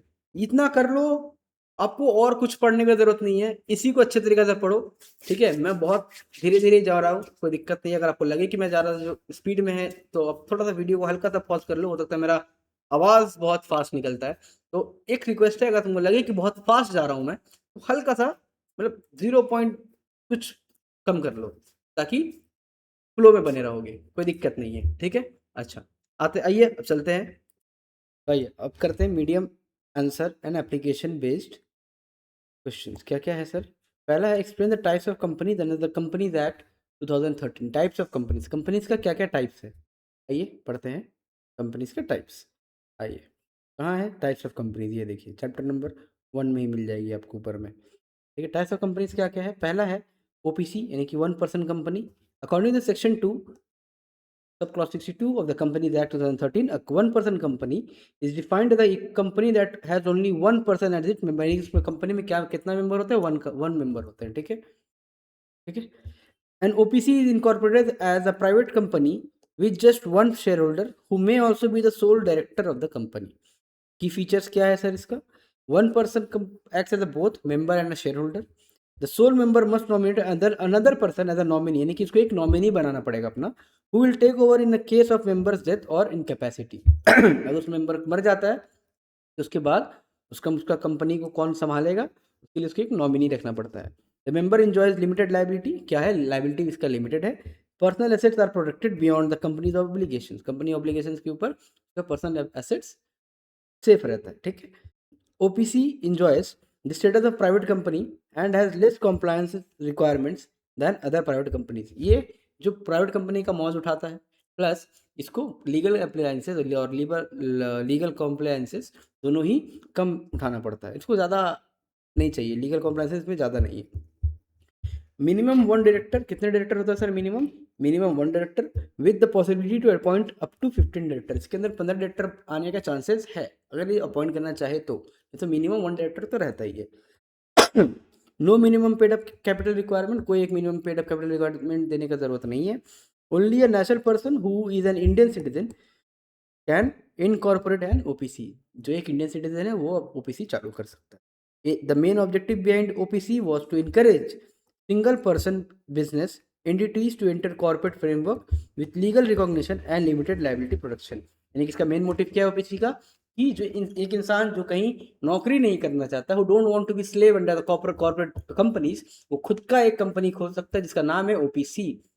ठीक है. अच्छा, नेक्स्ट आता है प्राइवेट कंपनी. उसी के अंडर में है सारा private company. Section 2 sub section 68 of the company बोलता है. ये सब ये पढ़ा चुके हैं. इसका फीचर्स भी आपको बताए थे पिछले अभी आगे वीडियोज में पहले. ठीक है, इसको पढ़े. पब्लिक कंपनी जो प्राइवेट नहीं है वही पब्लिक कंपनी है. की फीचर्स आप लोग को याद रखना पड़ेगा. मिनिमम सब में 3 to 4 फीचर्स आप लिख के आना भाई, पेपर भर के आना. ठीक है. होल्डिंग कंपनी क्या है सर? होल्डिंग कंपनी आता है. Holding company is defined as a company that has control over one or more other companies which are termed as subsidiary company. यानी कि वो कंपनी, होल्डिंग कंपनी कौन है? अगर मैं मान लो एक कंपनी हूँ जिसके अंडर में 3-4 कंपनीज और है. ठीक है, उसका 50% एटलीस्ट 50% मेरे पास है, तो सारे कंपनी मेरा सब्सिडियरी कंपनी है और हम उस कंपनी को होल्ड करते हैं, इसलिए हम उस कंपनी का क्या हो गया? Holding company. ठीक है. Specially a company is called holding company if it owns 50% of the share capital. ठीक है. Has authority to make management decisions, influence and control the composition of board of directors. Subsidiary company कौन हो गया? जिसको भाई holding company hold करके रखा है वो सब्सिडियरी कंपनी हो गया. Control composition of subsidiary boards of directors. ठीक है. Hold more than 1/2 of the total share capital. यानी कि 50% इसके पास रहता है और 50% किसके पास है? होल्डिंग कंपनी के पास. की पॉइंट्स क्या है? Control of board means the holding company can appoint or remove majority of directors. A subsidiary can be controlled indirectly through other subsidiaries. Other subsidiaries के through भी indirectly influence हो जाता है. The company of this definition includes any body corporate, including foreign companies. कोई भी हो सकता है. foreign companies में भी मेरे subsidiary companies हो सकता है. ठीक है. फिर foreign companies का हम subsidiary company हो सकते हैं. Layers of subsidiaries are limited as per prescribed rules under recent amendments. If a holding company owns 100% of the shares of the subsidiary is called wholly owned subsidiary. अगर किसी subsidiary company का 100% share कोई holding company लेके रखा है तो उसको हम लोग होल्ली सब्सिडियरी कंपनी बोलते हैं. नेक्स्ट आता है गवर्नमेंट कंपनी. कौन है गवर्नमेंट कंपनी? भाई जिसको ऑपरेट गवर्नमेंट करता है, जिसका 51% minimum paid up share capital का 51% सेंट्रल गवर्नमेंट के पास रहता है, फिर गवर्नमेंट के पास रहता है, उसको बोलते हैं गवर्नमेंट कंपनी. किसके पास हो सकता है सर? सेंट्रल गवर्नमेंट हो सकता है, एनी स्टेट गवर्नमेंट हो सकता है, partly by central government and partly by one or more state governments, वो भी हो सकता है. This definition also include any subsidiary company of such government company. कोई सब्सिडियरी कंपनी है वो भी गवर्नमेंट कंपनी के अंडर आएगा. क्यों? कि सब्सिडियरी कंपनी को कौन ऑपरेट कर रहा है? गवर्नमेंट कर रहा है. ठीक है. फिर आता है associate company. And associate company the company in which another company, यानी कि कोई इन्वेस्टर कंपनी जो है वो एटलीस्ट 20% होल्ड करता है टोटल शेयर कैपिटल का. has significant influence over the company. Company के ऊपर एक significant influence है, but it is not subsidiary company. Investing करने के लिए वो सब्सिडियरी कंपनी नहीं बन जा रहा है, क्योंकि 20% ही तो ले रहे हैं सर. मिनिमम 50% थोड़ी ले रहे हैं. 50% लेते तो वो मेरा सब्सिडियरी हो जाता है, लेकिन अभी हम कितना ले रहे हैं? 20%. तो क्या हो गया? Associate company. ठीक है. अच्छा, significant influence means power to participate in financial and operating policies decision of company but not control or joint over these policies. Small company कौन है? छोटा कंपनी जिसका paid up capital not more than 2 crore होना चाहिए। Annual turnover should not increase by 20 crore, ठीक है। Applicable at the latest ये क्या बोलते हैं आगे, लेटेस्ट एप्लीकेबल फाइनेंशियल ईयर। एक second guys. It is not a company notified by the government to be excluded from definition of small company. अच्छा, अब आता है dormant company. Who is a dormant company? A dormant company is a registered company that is inactive in terms of business operation and accounting transaction, जो कि लापता है। इसके बारे में मेरे को नहीं पता, उसका अकाउंटिंग नहीं पता, मेरे को क्या बिजनेस काम करता है वो भी नहीं पता। It is recognise under act as a company that does not carry out any significant business activity or accounting transaction for a period of at least 2 consecutive, 2 साल तक कोई काम नहीं किया है, उसको हम लोग बोलते हैं डोरमेंट कंपनी। की फीचर क्या है डोरमेंट कंपनी का? No significant accounting transaction except those related to payment of ROC का fees, allotment of shares to fulfil requirements, payment of maintaining company's office and records, यानी कि सबका जो खर्चा है ये सब वो लोग करता है, लेकिन बाकी बिजनेस ट्रांजैक्शंस नहीं करता। The company should not have any business activity और ऑपरेशंस जनरेटिंग इनकम, ठीक है। Must be up to date with filing financial statement and annual returns, अपना रिटर्न्स सही टाइम पे फाइल करता है, लेकिन इसको ऑपरेट नहीं करता है, कोई इनकम जनरेट नहीं करता ऑपरेटिंग से, ठीक है। नो आउटस्टैंडिंग लोन्स लाइबिलिटीज और legal proceeding against the company, इसके अगेंस्ट में कोई लोन्स नहीं है, कोई लाइबिलिटीज नहीं है, कोई लीगल प्रोसीडिंग्स नहीं है, उसको हम लोग डोरमेंट कंपनी बोलते हैं। बेनिफिट क्या है? Reduces compliance burden for inactive companies, retains the companies corporate identity, company का कॉर्पोरेट आइडेंटिटी तो है लेकिन वो काम नहीं करता, बात का बात है, लेकिन एक पहचान पत्र है, एक आधार कार्ड है कंपनी का। Useful for companies holding assets और ट्रेडमार्क विदाउट एक्टिव ट्रेडिंग। ये आ गया मेरा इस क्वेश्चन का आंसर, खत्म सर, इतना ही लिखना है। अच्छा, what is OPC and its feature, ये हम बता चुके, इस क्वेश्चन में ही आपको मिल गया था, ठीक है। ये करिए, explain the concept of doctrine of constructive notice. आइए डॉक्ट्रिन ऑफ कंस्ट्रक्टिव नोटिस पे चलते हैं। डॉक्ट्रिन ऑफ कंस्ट्रक्टिव नोटिस यहीं पे है आपका।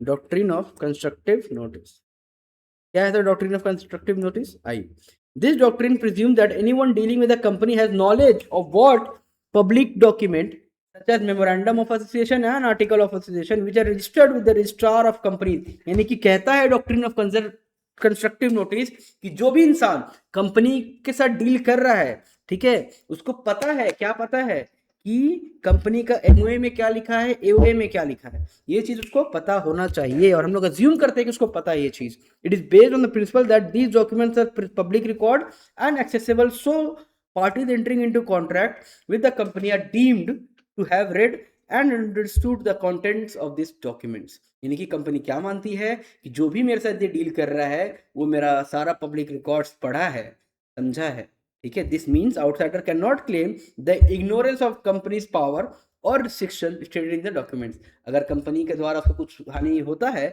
तो वो बाहर से ये नहीं बोल सकता है कि सर मेरे को नहीं पता था कि कंपनी के एमओए में या एओए में ये लिखा है। अगर इसका एक एग्जांपल दूं, अगर मैं किसी का मर्डर कर देता हूँ सपोज, तो मैं क्या कोर्ट में आके बोलूंगा सर मैंने तो लॉ नहीं पढ़ा है, मेरे को नहीं पता था कि मर्डर करने पे फांसी होता है, तो जो जज मेरे को क्या बोलेगा?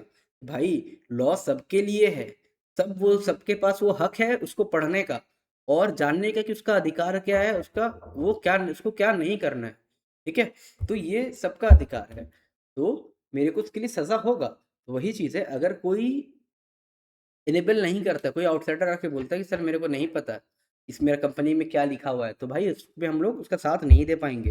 The purpose is to protect the company and stakeholder by encouraging parties to exercise due diligence before transacting with the company. Its limits liability for the company regarding unauthorized act beyond its registered power because the party is presumed to know the limit set in the MOA, यानी कि MOA और AOA में जो लिखा हुआ था उसके बाहर अगर कंपनी नहीं गया है तो सामने वाला पार्टी ये क्लेम नहीं कर सकता कि इसके साथ गलत हुआ है, ठीक है। ये था मेरा डॉक्ट्रिन ऑफ कंस्ट्रक्टिव नोटिस, ठीक है। एक्सेप्शंस भी है। अब एक्सेप्शंस क्या है? अब कोई कोई ज़्यादा ही बड़ा केस है जो कंपनी का बियॉन्ड MOA के बियॉन्ड जाके हम किए हैं, तब वो आके बोल सकता है, ठीक है। अच्छा, हो गया। डॉक्ट्रिन ऑफ इंडोर मैनेजमेंट आते हैं। What is doctrine of indoor management? आइए, डॉक्ट्रिन ऑफ इंडोर मैनेजमेंट और ट्रॉकन रूल, ठीक है, क्या है सर? आइए पढ़ते हैं। आइए, this doctrine protects outsider dealing with the company by presuming that all internal requirement and procedures are of the company have been fully followed even if that might not be the case, यानी कि ये outsider को भरोसा दिलाता है ये doctrine कि जो भी डॉक्यूमेंट्स बनाया गया है सारा चीज लीगल बाइंडिंग्स के थ्रू ही हुआ है और सारा एक ट्रू है, सारा सही रूल्स एंड रेगुलेशन को फॉलो करके बनाया गया है। It assumes that the company's internal management act properly and according to the article of association, article of association को फॉलो करके ही कंपनी का इंटरनल जो मैनेजमेंट है वो काम किया है। As a result, outsider contracting with the company are not bound to verify whether internal corporate formalities such as board resolution or director approvals have been duly carried out. तो ये बाहरी लोग का ये हक है कि वो नहीं भी जान सकता है कि कंपनी का इंटरनल मैटर में क्या चल रहा है, बोर्ड ऑफ डायरेक्टर्स अपना काम किए हैं सही से कि नहीं, लेकिन उसको ये आश्वासन कौन देता है, कंपनी का डॉक्ट्रिन ऑफ इंडोर मैनेजमेंट, कि तुमको अपने बाहर के लोगों को, आउटसाइडर्स को ये बिलीफ और ये भरोसा देना है कि तुम्हारा काम सही से चल रहा है। और इफ नहीं होता तब भी आते हैं क्या होता है, this doctrine is an exception to the strict rule of constructive notice and prevent companies from denying the validity of act done on their behalf merely because internal procedures were not followed. ठीक है, it promotes business certainty and protects third party action in good faith. ठीक है, ये भी बहुत बढ़िया चीज doctrine of constructive notice. ठीक है, इंडोर मैनेजमेंट भी इंपॉर्टेंट टॉपिक्स है, ये मेरे बच्चों सारे पढ़ के जाना और याद रखना जो मैंने क्लास में लिखाया उस कॉपी को अगर तुम लिखे हो उस कॉपी को माला बना के पहनो, उस कॉपी के बाहर क्वेश्चन आने का चांसेस कम है, सारा क्वेश्चन इसमें है। ठीक है, उसको अच्छे तरीके से पढ़ो और बी ऑन इट। आप लोग को भी वो पीडीएफ मिल जाएगा आज, ठीक है, वीडियो के नीचे ही मिलेगा, आज ही मिलेगा, अब आज क्या अभी मिलेगा, आप जब वीडियो देख रहे हो आपके पास वो वीडियो पीडीएफ पहुंच चुका है, बस आपको देरी है, उस वीडियो को टैप करके मतलब वीडियो को पॉज कर रहे हो या मत करो, पीडीएफ जरूर खोल के देखो। ठीक है, kinds of share issued by the company, company किस किस टाइप का शेयर इशू करता है भाई साहब, अभी हम बता बता के थक जाएंगे, ये चीज बताइए। Equity share and preference shares है ना, उसके बारे में आपको डिफाइन करना होगा थोड़ा। व्हाट इज डिबेंचर आते हैं, व्हाट इज डिबेंचर में, what is debenture brother, debenture किया अच्छे सर बताइए ना, किया अच्छे डिबेंचर, आइए what is debentures, allotment of share, debentures इधर ही होगा, राइट शेयर्स। ठीक है, ये सब इशू ऑफ शेयर्स का में से है। ठीक है, तो आप लोग रीड करेंगे, हम और आते हैं के ऊपर आते हैं। डिबेंचर्स कहाँ गया, डिबेंचर्स एक तो डिबेंचर्स क्या बोला question, what is debenture, explain its type. Debentures तो क्या है debenture sir, debenture is a document acknowledging a debt or a loan raised by the company, it may or may not carry a charge on company's asset, यानी कि एक loan जो company लेता है अपने इन्वेस्टर्स से। ठीक है, वो इन्वेस्टर्स कौन हो सकते हैं, जो लोग डिबेंचर्स खरीदेंगे। ठीक है, it may or may not carry any charge on the company asset, debenture include what, bonds, stocks or other securities evidencing a debt raised by the capital, यानी कि कंपनी। अब टाइप्स ऑफ डिबेंचर्स पे आते हैं, what are the types of debenture, debentures का type क्या है, debenture का टाइप क्या है सर, डिबेंचर का टाइप में आते हैं, डिबेंचर के टाइप में आते हैं क्या है, आइए। बेस्ड ऑन सिक्योरिटी, सिक्योरिटी के ऊपर बेस करके या तो सिक्योर्ड डिबेंचर होगा या तो अनसिक्योर्ड डिबेंचर होगा, जिसको हम नेकेड डिबेंचर भी बोलते हैं। सिक्योर्ड डिबेंचर्स क्या है, secured by a charge on the company asset, यानी कि जिसका कंपनी का एसेट पे चार्ज हो। ठीक है, charge is registered with in the 30 days with the registrar of company, की कौन सा एसेट पे फ्लो का चार्ज है उसको रजिस्टर्ड करवाना पड़ेगा with in 30 days with the registrar of office of companies. और अनसेक्योर्ड डिबेंचर्स क्या है, not by backed by any charge, इसमें कोई चार्ज नहीं है भाई साहब, नहीं है इसमें, often at a higher rate पे इंटरेस्ट हम लोग ऑफर करते हैं, क्योंकि भाई चार्ज नहीं इसलिए हायर रेट ऑफ ऑफर रहता है इंटरेस्ट पे, और लेकिन इस पे लोअर रेट ऑफ इंटरेस्ट रहता है। ठीक है, बेस्ड ऑन टेनियर, टेनियर के ऊपर बेस करके या तो रिडीमेबल होगा या तो इररिडीमेबल होगा। अगर रिडीमेबल होगा तो that are repayable after a fix period maximum 10 साल from the date of issue, except infrastructure companies जो है उसमें 30 साल लगता है। ठीक है, एक्सेप्शन पढ़ लेना इसमें का। Can be redeem at par or premium और इन अ लमसम और इंस्टॉलमेंट, भाई या तो एट पार में दे सकते हैं या प्रीमियम, 100 का लिए तो 100 ही देंगे, या फिर 110 दे सकते हैं प्रीमियम, और इन लमसम एक बार में पूरा 100 रुपये दे दे। ठीक है, या फिर 50-50 करके दे, चाहे 25-25-25-25 करके दे, उसके ऊपर डिपेंड करता है। इररिडीमेबल जो भाई रिडीम नहीं हो सकता है, no fix date of redemption provided, कोई फिक्स डेट नहीं होता, they may be repaid only when the company is wound up, जब कंपनी बंद हो रहा होगा तब देता है, और एक वेरी लॉन्ग पीरियड, देखिए मोर देन 30 ईयर्स भी हो सकता है। बेस्ड ऑन कन्वर्टिबिलिटी, या तो कन्वर्ट कर सकते हैं डिबेंचर को या तो कन्वर्ट नहीं कर सकते हैं। कन्वर्ट क्या चीज़ में, या तो इक्विटी शेयर में कन्वर्ट कर सकते हैं या कोई अदर सिक्योरिटीज में कन्वर्ट कर सकते हैं after specified period, may be fully और पार्शली कन्वर्टेबल, या तो पूरा कन्वर्ट कर दे या तो थोड़ा सा पार्ट कन्वर्ट करे। ठीक है, नॉन कन्वर्टेबल डिवेंचर्स क्या, जिसको कन्वर्ट नहीं कर सकते हैं, most common type of debentures को जल्दी कोई इक्विटी शेयर्स में कन्वर्ट नहीं करता है, ठीक है। Based on registered debentures registered in companies book with debenture holders detail transferable by execution of transfer deed. और बेयरर डिवेंचर्स क्या है, payable to bearer can be transferred by mere delivery, no record are maintain for the holder of the company, company में उसका record नहीं रहता। Based on interest payable, कितना percent interest देगा, या तो कूपन डिवेंचर होता है, एक फिक्स रेट होता है उसमें, और कूपन डिवेंचर्स में जीरो कूपन में issued at a discount and do not carry interest payment, redeemed at face value, जितना मिली तो उतना ही वापस देंगे, ठीक है। अब आते हैं removal of director. Removal of director, director को रिमूव कैसे करेंगे, आओ डायरेक्टर को रिमूव करने का तरीका ढूंढते हैं। कैसे डायरेक्टर को रिमूव किया जाएगा, आइए इधर ही मिल जाएगा आपको, रिमूवल ऑफ डायरेक्टर। क्या है डायरेक्टर को रिमूव करने का तरीका, director can be remove by the company using a ordinary resolution pass in general meeting. General meeting में ऑर्डिनरी रेजोल्यूशन को पास करके डायरेक्टर को हटाया जा सकता है। Director must be given reasonable opportunity to be heard before the removal, उसको हटाने से पहले उसको एक हक देना पड़ेगा ताकि वो अपना बताए, उसका अपना पॉइंट ऑफ व्यू रख सके। The company must send a special notice of the resolution to all members at least 14 दिन पहले, कितने दिन पहले, मीटिंग के 14 दिन पहले आपको भेजना पड़ेगा। The removal can occur any time before the expiry of directors term, director का टर्म खत्म होने से पहले ही उसको हटाना पड़ेगा, नहीं तो उसके बाद वो रिमूव खुद ही हट जाएगा, राइट। रिटायर हो जाएगा तो हट जाएगा, कहाँ जाएगा। The company must inform the registrar of company within 30 days of the removal, removal करने के 30 दिन के अंदर रजिस्ट्रार ऑफ कंपनी के साथ उसका बात हो जाना चाहिए, ठीक है। ये लीगल अप्लायंसेस है, ठीक है। अब आते हैं what is the disqualification of the director. Disqualification हम लोग तो क्वालिफिकेशन पढ़े थे, ये डिस्क्वालिफिकेशन भी पढ़ दे। डिस्क्वालिफिकेशन कहाँ गया बच्चे, यहीं पे सब आपको इस नोट्स में मिल जाएगा, कोई दिक्कत नहीं है बच्चा मेरा, कोई दिक्कत नहीं है। डिस्क्वालिफिकेशन आइए, क्या डिस्क्वालिफिकेशन है, अनसाउंडेड माइंड हुआ तो हटा देंगे। Undischarged insolvent, the individual is an undischarged insolvent or has applied for adjudication as an non, अगर वो इंसॉल्वेंट बनने का कगार पे है, फिर कोर्ट से बोला है कि इंसॉल्वेंट बनने के लिए, तो उसको हम लोग नहीं बनाएंगे। Conviction, convicted of any offence involving moral repute or otherwise sentence to imprisonment of 6 month or more in specific 5 साल पहले, 5 साल के अंदर अगर 6 महीने के लिए जेल में रहा है तो उसको हम लोग नहीं बना सकते। Convicted and sentence to imprison of 7 years और मोर देन एनी टाइम, अगर 7 साल वो जेल में है, ये 5 साल वाला में नहीं आ रहा, 7 साल अगर जेल में कभी भी लाइफ में, तो उसको हम लोग डायरेक्टर नहीं बना सकते। कोर्ट और ट्रिब्यूनल डिस्क्वालिफिकेशन, अगर कोर्ट मना कर देता है इसको बनाने से तो नहीं बना पाएंगे। Related party transaction, convicted of any offence relating to related party transaction under section 188 during last 5 year, last 5 साल में अगर सेक्शन 188 के अंदर ये गिल्टी पाया गया है तो इसको नहीं बना पाएंगे। नॉन पेमेंट कॉल, अगर ये अपना जो बोले थे ना, एक पेड अप रखना पड़ता है, कैपिटल में इन्वेस्टेड रखना पड़ता है, अगर ये नहीं कर पाया कॉल, अगर लास्ट 6 मंथ का ड्यू नहीं पे किया है, भाई साहब को हटा दिया जाएगा। DIN सही होगा, अगर इसके पास DIN नहीं है, DIN मतलब डायरेक्टर आइडेंटिफिकेशन नंबर, अगर इसके पास ये नहीं है तो इसको डायरेक्टर हम लोग नहीं बना सकते हैं। Non compliances, has not file financial statement और एनुअल रिटर्न्स और एनी कंटिन्यूस पास 3 साल में नहीं किया है तो भाई साहब को नहीं बना पाएंगे। Additional restriction, disqualification specified by article of association और एनी अदर एप्लीकेबल, अगर कोई AOA में है कि ऐसा इंसान को डायरेक्टर नहीं बना सकते हैं तो हम लोग को नहीं बना पाएंगे, that are disqualification of being a director under section 164 of companies act. ठीक है बच्चों मेरा, आई होप आप लोग को समझ में आ रहा होगा, मज़ा आ रहा होगा।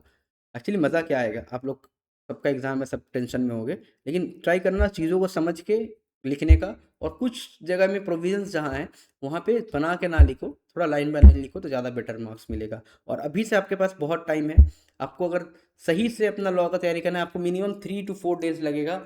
हर दिन जितना भी क्वेश्चन है सबको रीड करो, लिख के प्रैक्टिस करो, रीड करो, लिख के प्रैक्टिस करो, मिनिमम 2 से 3 बार आपको लिख के प्रैक्टिस करना कंपलसरी है बच्चों लॉ के लिए। याद करके दिमाग में कुछ नहीं रहता, A for Apple B for ball कैसे याद है, पढ़े थे लिखे थे। अभी भी लॉ का लिए समय है, पढ़ो, डेली 2 घंटा पढ़ो लॉ, 2 घंटा लिखो, तब आप भरोसा रखो मोर देन 75 तो नहीं आ पाएगा, लेकिन 75 मार्क्स में से आपका मोर देन 60-65 तो आ ही जाएगा, सही से अगर लिखो, ठीक है। इतना अगर आप लोग शुरू से नहीं पढ़े हो तो, लेकिन जो बच्चा शुरू से पढ़ा है वो भी अगर एक चीज फॉर्मूला यूज करे ना, हर दिन 2 घंटा लॉ को दे, याद करे और लिखे, भाई 75 तुम्हारे झोली में मैं डाल दे रहा हूँ, ठीक है। अच्छा, duties of company secretary. Company secretary का ड्यूटीज क्या, आइए इसमें भी है कंपनी सेक्रेटरी का ड्यूटीज। आइए, कहाँ है कंपनी, ओए सी एस कहाँ गया तुम, इधर ही है साहब, नीचे, तो आ गए। लीजिए, रोल एंड फंक्शन आ गया ना, ये पढ़ लेंगे हम लोग। आइए इसको भी हाईलाइट कर दें आप लोग के लिए, ताकि आप लोग को जब पीडीएफ मिले तो बहुत शानदार तरीके से मिले। Compliances and reporting, report to BOD on compliances with applicable laws, rules and regulation under companies act. यानी कि सीएस का मेन काम क्या है, रूल्स एंड रेगुलेशन को फॉलो करके रखना, ताकि कंपनी को लीगल बाइंडिंग्स ना हो। इंश्योर लीगल कंप्लायंसेज, कोई भी कंपनी का लीगल कंप्लायंसेज, चाहे कॉर्पोरेट लॉ हो, चाहे सेक्रेटरियल स्टैंडर्ड्स हो, चाहे गवर्नमेंट स्टैंडर्ड्स हो, सबको मेंटेन करना। बोर्ड एंड जनरल मीटिंग को ये भाई ऑर्गेनाइज करवाते हैं। स्टैट्यूटरी रिकॉर्ड एंड फीलिंग्स, जो भी लीगल रिकॉर्ड्स एंड डॉक्यूमेंट्स बनता है बाई लॉ, उसको फाइल करना, उसको रिटर्न पे साइन करके भाई साहब जमा करना, इनका काम है। Relation with regulatory authorities, act as a company's representative before government agencies, government के सामने एज अ कंपनी रिप्रेजेंटेटिव बन के खड़ा रहता है, छाती ठोक के कि पहले मेरे से बात करो फिर कंपनी से बात करना। ठीक है। Corporate governance, advise the board on good corporate governance practices and help implement compliances framework to protect the company's legal and ethical standings. Other duties क्या है, carry out secretarial duties like supervising share allotment, verifying compliances with rules, conducting secretarial audits and assisting in other managerial function। ठीक है, यानी company के एक तरीके से legally पूरा जितना सपोर्ट किया जा सकता है उतना का सारा काम कौन करता है, अपना सीए भाई, सीए बोल रहे सीएस भाई। ठीक है, अब आते हैं what is statutory meeting, explain it's purpose. Statutory meeting क्या, जो लीगल मीटिंग्स होता है उसको बोलते हैं स्टैट्यूटरी मीटिंग। का पर्पस क्या होगा, आप लोग का सिलेबस में शायद ये क्वेश्चन नहीं है मेरे ख्याल से, लेकिन फिर भी मेरे हम जो शीट बनाए हैं उसमें है। अच्छा, देख लेते हैं स्टैट्यूटरी मीटिंग।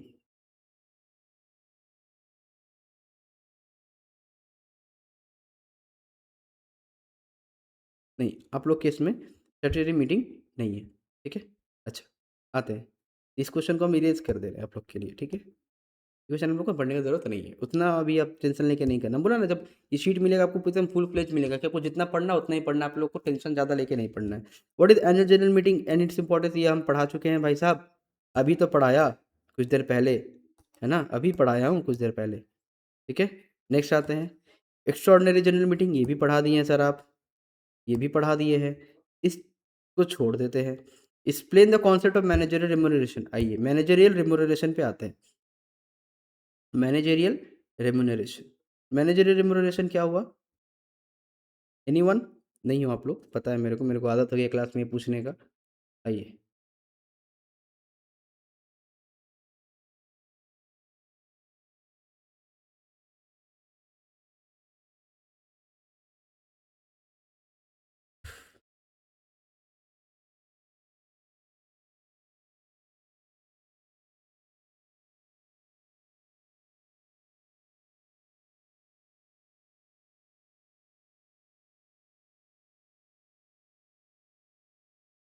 अच्छा मैनेजरियल रेम्यूनरेशन पे आते हैं।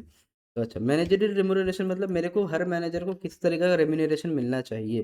सर रेम्यूनरेशन के बारे में तो हम लोग के मैट में आपको कुछ नहीं मिला है, तो ठीक है सर, कोई बात नहीं, अगर मैट में नहीं है तो आपको पीडीएफ इसका अलग से मिल जाएगा फॉर्म, आपको भरोसा दिला रहा हूँ, आपको इसका साथ का पीडीएफ मिल जाएगा, जिसमें मैंने मेरे बच्चों को लिखाया है बहुत चीज़ मैनेजरियल रेम्यूनरेशन के बारे में, वो पीडीएफ आपको जल्द से जल्द मिल जाएगा।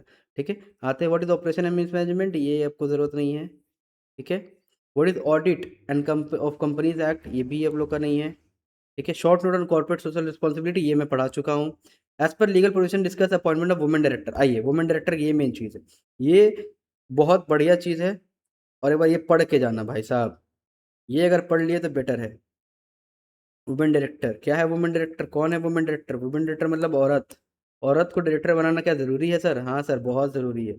देखो क्या लिखा है, लिखा है a whole time director is a direct, whole time director आ गया ना ये, सॉरी वुमेन डायरेक्टर नहीं है, आहा कहाँ जा रहा है यार।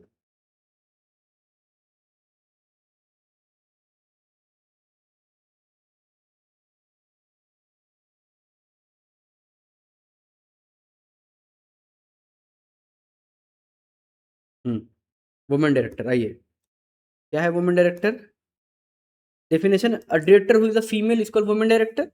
Every listed company and certain other prescribed public companies must appoint at least one woman director in their board. Role क्या है, promotes diversity and gender inclusiveness in the board, brings क्या perspectives that support better decision making and social responsibility. देखिए women लोग का ना heart soft होता है, ठीक है, वो लोग थोड़ा सोसाइटी को लेकर ज़्यादा सोचती हैं, ठीक है, लोगों का ध्यान रखना ज़्यादा जानती हैं, इसीलिए सोशल रिस्पॉन्सिबिलिटी का मेन काम वुमेन डायरेक्टर लोग ही संभालती हैं। Help comply with regulatory requirement promoting gender equality में बिलीव करना, ठीक है, help enhance board room debates with diverse view point. औरत लोग अपना दिमाग जो लगाते हैं ना, उन लोग का दिमाग बहुत अच्छा तरीके से चलता है, they are very diverse in their thoughts.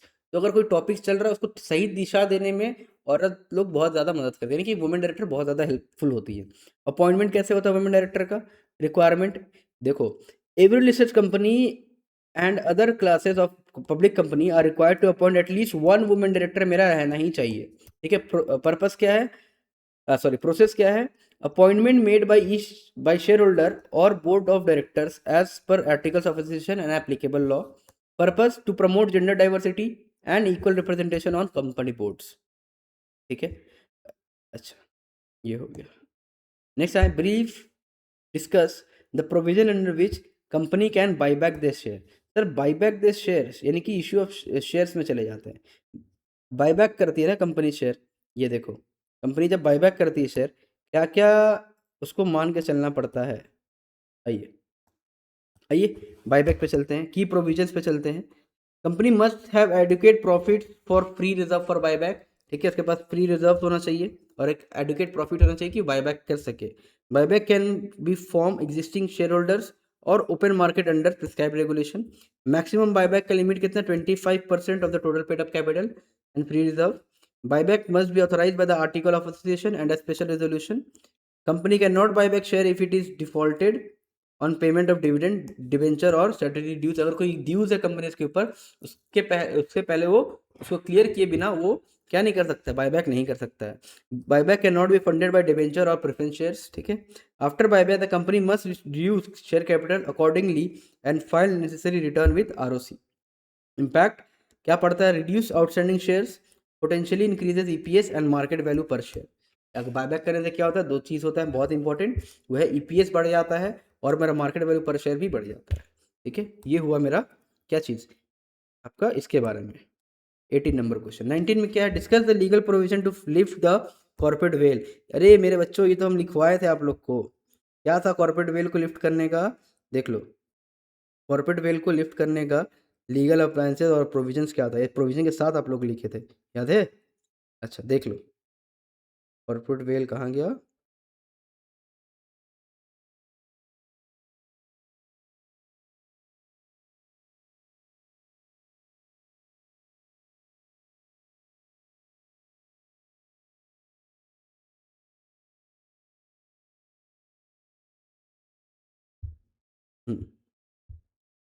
आइए, क्या है sir legal provisions for lifting corporate veil? Situations of lifting corporate veil क्या क्या है? फ्रॉड एंड रॉन्गफुल कंडक्ट अगर हम लोग करते हैं अंडर सेक्शन 447, हम लोग कॉर्पोरेट वेल को लिफ्ट करना पड़ेगा। मिस रिप्रेजेंटेशन एंड इरेगुलरिटीज होता है तो हमको लिफ्ट करना पड़ता है। इलीगल एक्सेप्टेंस ऑफ डिपॉजिट्स तो लिफ्ट करना पड़ता है। Investigations, government inspectors may pierce the veil to identify real persons in control, जो पर्दा को ढक के रख के पर्दे के पीछे से काम कर रहा है, उसका पर्दा को बेनकाब करने के लिए क्या करना पड़ता है? कॉर्पोरेट वेल को गवर्नमेंट हटा देती है, ठीक है। इसको हम हाईलाइट कर दे रहे हैं, आप लोग को ये मिल जाएगा, ठीक है। अच्छा, लीगल एक्सेप्टेंस और डिपॉजिट, फ्रॉडलेंट बिजनेस प्रैक्टिसेस, अगर कोई बिजनेस प्रैक्टिसेस गलत तरीके से हो रहा है, कोई फ्रॉड हो रहा है, तो कॉर्पोरेट लिफ्ट को हटाया जाता है, कॉर्पोरेट वेल को हटाया जाता है। फर्निशिंग फॉल्स एविडेंस को जब फर्निश होता है कंपनी के थ्रू, तो गवर्नमेंट क्या करती है भाई? कॉर्पोरेट वेल को हटा देती है। सर इससे पहले कॉर्पोरेट वेल का मतलब बता दी। कॉर्पोरेट वेल ज्यादा कुछ नहीं है, एक पर्दा है जो कि दिखाता है, जो रिप्रेजेंट करता है एक कंपनी और कंपनी के मेंबर्स दोनों अलग अलग है। उसको हटाना, क्यों हटाना? क्योंकि अगर हटेगा नहीं तो एक्चुअली में कंपनी का खुद से काम कर रहा है ना मेंबर्स काम कर रहा है? मेंबर्स काम कर रहा है। तो अगर कंपनी कोई फ्रॉड केस में है, यानी कि मेंबर्स वो काम कर रहे हैं ना कि कंपनी कर रही है, ठीक है। इसलिए कॉर्पोरेट लिफ्ट को हटाना, ठीक है। ये है लीगल प्रोविजंस। आइए नेक्स्ट चलते हैं नंबर 20 नंबर चैप्टर में, क्वेश्चन में। Explain resignation of director under companies act. भाई साहब, रेजिग्नेशन ऑफ डायरेक्टर, आओ रेजिग्नेशन ऑफ डायरेक्टर में आते हैं। Resignation, resignation, resignation of director कहाँ है? रेजिग्नेशन ऑफ डायरेक्टर, आइए रेजिग्नेशन ऑफ अ डायरेक्टर, कब करता है रेजिग्नेशन डायरेक्टर भाई साहब? डायरेक्टर में resign by submitting a written notice to the company, company को रिटन नोटिस देता है। Direction takes effective either on the date of notice is reviewed और at a later date specified in the notice. Company must notify registrar of company within 30 days of the resignation, resignation मिलने का 30 दिन के अंदर उसको किसके साथ company को बोलना पड़ता है? रजिस्ट्रार को, ठीक है। The resigning director must file a declaration with ROC within 30 days explaining the reason for resignation. अगर डायरेक्टर चाहे तो खुद जाके आरओसी में बोल सकता है 30 दिन के अंदर कि भाई हमको रिजाइन करना है, ठीक है। Resignation does not except exempt the director from liability for act done while in office. अगर वो कुछ कांड करेगा ऑफिस से जा रहा तो उससे वो बच नहीं सकता है, उसको उसका भरपाई देना पड़ेगा, ठीक है। ये चीज आपका जरूरी है। Discuss any 4 cases under which, पढ़ा चुके हैं, डिस्क्वालिफिकेशन ऑफ इसमें आ जाता है। Discuss the 4 rules relating to forfeiture of shares, shares को फॉरफीचर करने का कुछ रूल्स है। क्या है शेयर्स को फॉरफीचर करने का रूल्स? आइए, शेयर्स को फॉरफीचर करने का रूल्स कहाँ गया? एक तो यहीं पे, एक तो बाबू, एक तो मेरे ध्यान, एक तो इधर है।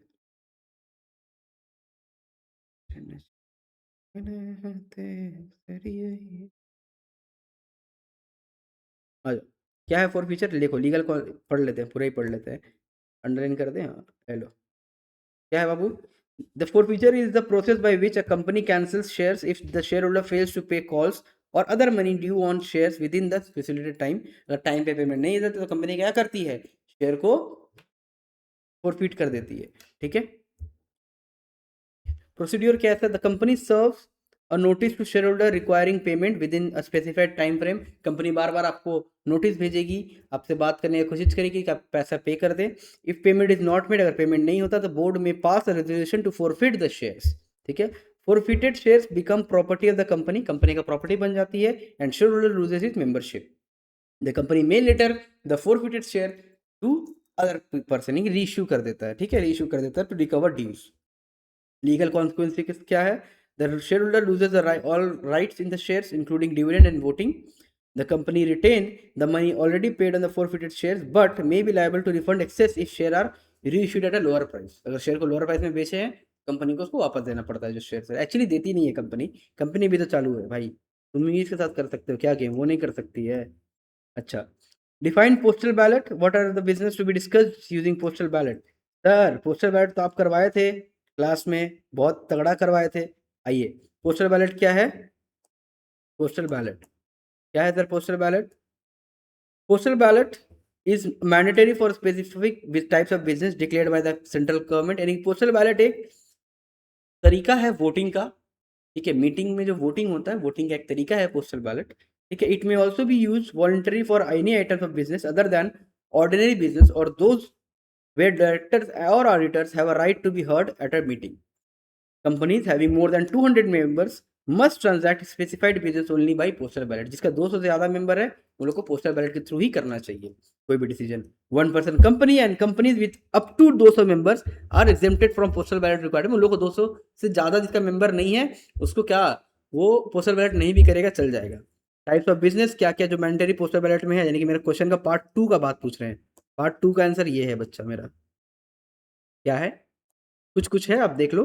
ऑल्टरेशन ऑफ ऑब्जेक्ट क्लॉज को अगर हम लोग बदलते हैं मेमोरेंडम का, change in location of registered office तब हमको करना पड़ता है। बायबैक ऑफ शेयर के टाइम में हमको करना पड़ता है। Issue of share with differential rights के साथ अगर कर रहे हैं तो हमको करना पड़ता है। Variation of rights of class of share और debentures, sale of substantial the whole undertakings, loan और गारंटीड बियॉन्ड प्रिस्क्राइब्ड लिमिट्स, ठीक है। Appointment of small share holder director, other matter prescribe by law, उसके अंडर में हमको करना पड़ता है। प्रोसीड्यूर भी हम पढ़ा ही दे रहे हैं। प्रोसीड्यूर क्या है? Company send the special notice, ठीक है, शेयर होल्डर्स को भेजता है, किस पोस्टल बैलेट में होगा, जिसमें एक्सप्लेनेटरी स्टेटमेंट रहता है as per section 102। Share holder receive postal ballot form और इलेक्ट्रॉनिक वोटिंग फैसिलिटी, ठीक है। Members cast vote by returning postal ballot form, postal ballot को अपना फॉर्म वापस भेज के, और by electronic means within specified time, usually 30 दिन के अंदर लोग भेज देना पड़ता है। Votes are counted, result are declared in general meeting और through public notice. If the requisite majority of share holder assent, the resolution is considered passed as if it a meeting, ठीक है। अगर सबका वोटिंग में majority लोग जीत जाते हैं, जो लोग जीत गए उन लोग के लिए, वो लोग के तरफ से मीटिंग में जो डिसीजन था वो पास हो जाता है, ठीक है। नेक्स्ट आते हैं what are the power of the chairman of the meeting, meeting का पावर, जो चेयरमैन है उसका पावर क्या है। भाई चेयरमैन है यहाँ पे, भाई यहाँ पे चेयरमैन है, chairman of the meeting, quorum आ गया, ये क्या है चेयरमैन ऑफ द मीटिंग का पावर क्या है, चेयरमैन ऑफ द मीटिंग का पावर क्या है sir power, power and responsibilities. The chairman ensures that the meeting is conducted according to the Companies Act, Article of Association, and applicable secretarial standards. He or she decides the order of business and may adjourn the meeting when necessary. The chairman regulates discussions and voting procedures. He maintains decorum and ensures that only items mentioned in the agenda are discussed. कोई बाहर का बात फालतू नहीं होगा. He may have a casting vote in case of a tie, अगर कोई दो डिसीजन के बीच में टाई होता है तो ये भाई साहब अपना वोट डाल सकते हैं. ठीक है. Chairman in board meeting, typically the chairman of board presides over board meetings. If there is no designated chairman of और the chairman is absent, the directors present elect the chairman for that meeting. अगर chairman नहीं आता है उस समय directors एक अपना chairman चुनते हैं. The chairman's role include verifying quorum, conducting roll calls and overseeing minutes recording. ठीक है. लीगल प्रोविजन क्या है, Section 104 of Companies Act 2013 lays down the rules for the election and appointment of the chairman in the meeting.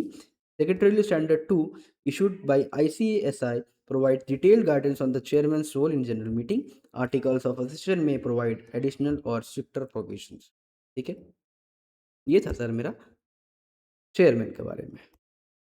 Explain the different types of prospectus, ये पढ़ा चुके हैं. Red herring prospectus, shelf prospectus, है ना, deem prospectus, या वो सब पढ़ लोगे. अच्छा, शॉर्ट नोट्स में आते हैं. Certificate of incorporation. और सर्टिफिकेट ऑफ इनकॉर्पोरेशन भाई साहब वो सर्टिफिकेट जो मेरे कंपनीज को इनकॉर्पोरेट करने में मदद करता है उसको बोलते हैं इनकॉर्पोरेशन सर्टिफिकेट. इसका भी आपको पीडीएफ में मिल जाएगा, हम भी दिखा दे रहे हैं. रजिस्टर्ड ऑफिस के बारे में डेफिनेशन, कॉमन सील क्या होती है ये सब आपको बता चुके हैं. Minimum number members in a company पढ़ा चुके हैं. शेयर सर्टिफिकेट क्या होता है ये देख लें. शेयर सर्टिफिकेट आपका लास्ट चैप्टर में ही है. Share certificate, what is share certificate sir. आइए, शेयर सर्टिफिकेट इधर आपको मिलेगा, चैप्टर नंबर 4 में मिलेगा शेयर सर्टिफिकेट. आइए आओ मेरे दोस्त. शेयर सर्टिफिकेट है तो शेयर सर्टिफिकेट क्या है sir. Share certificate, share certificate is an official document issued by a company as an evidence to the shareholders ownership of share.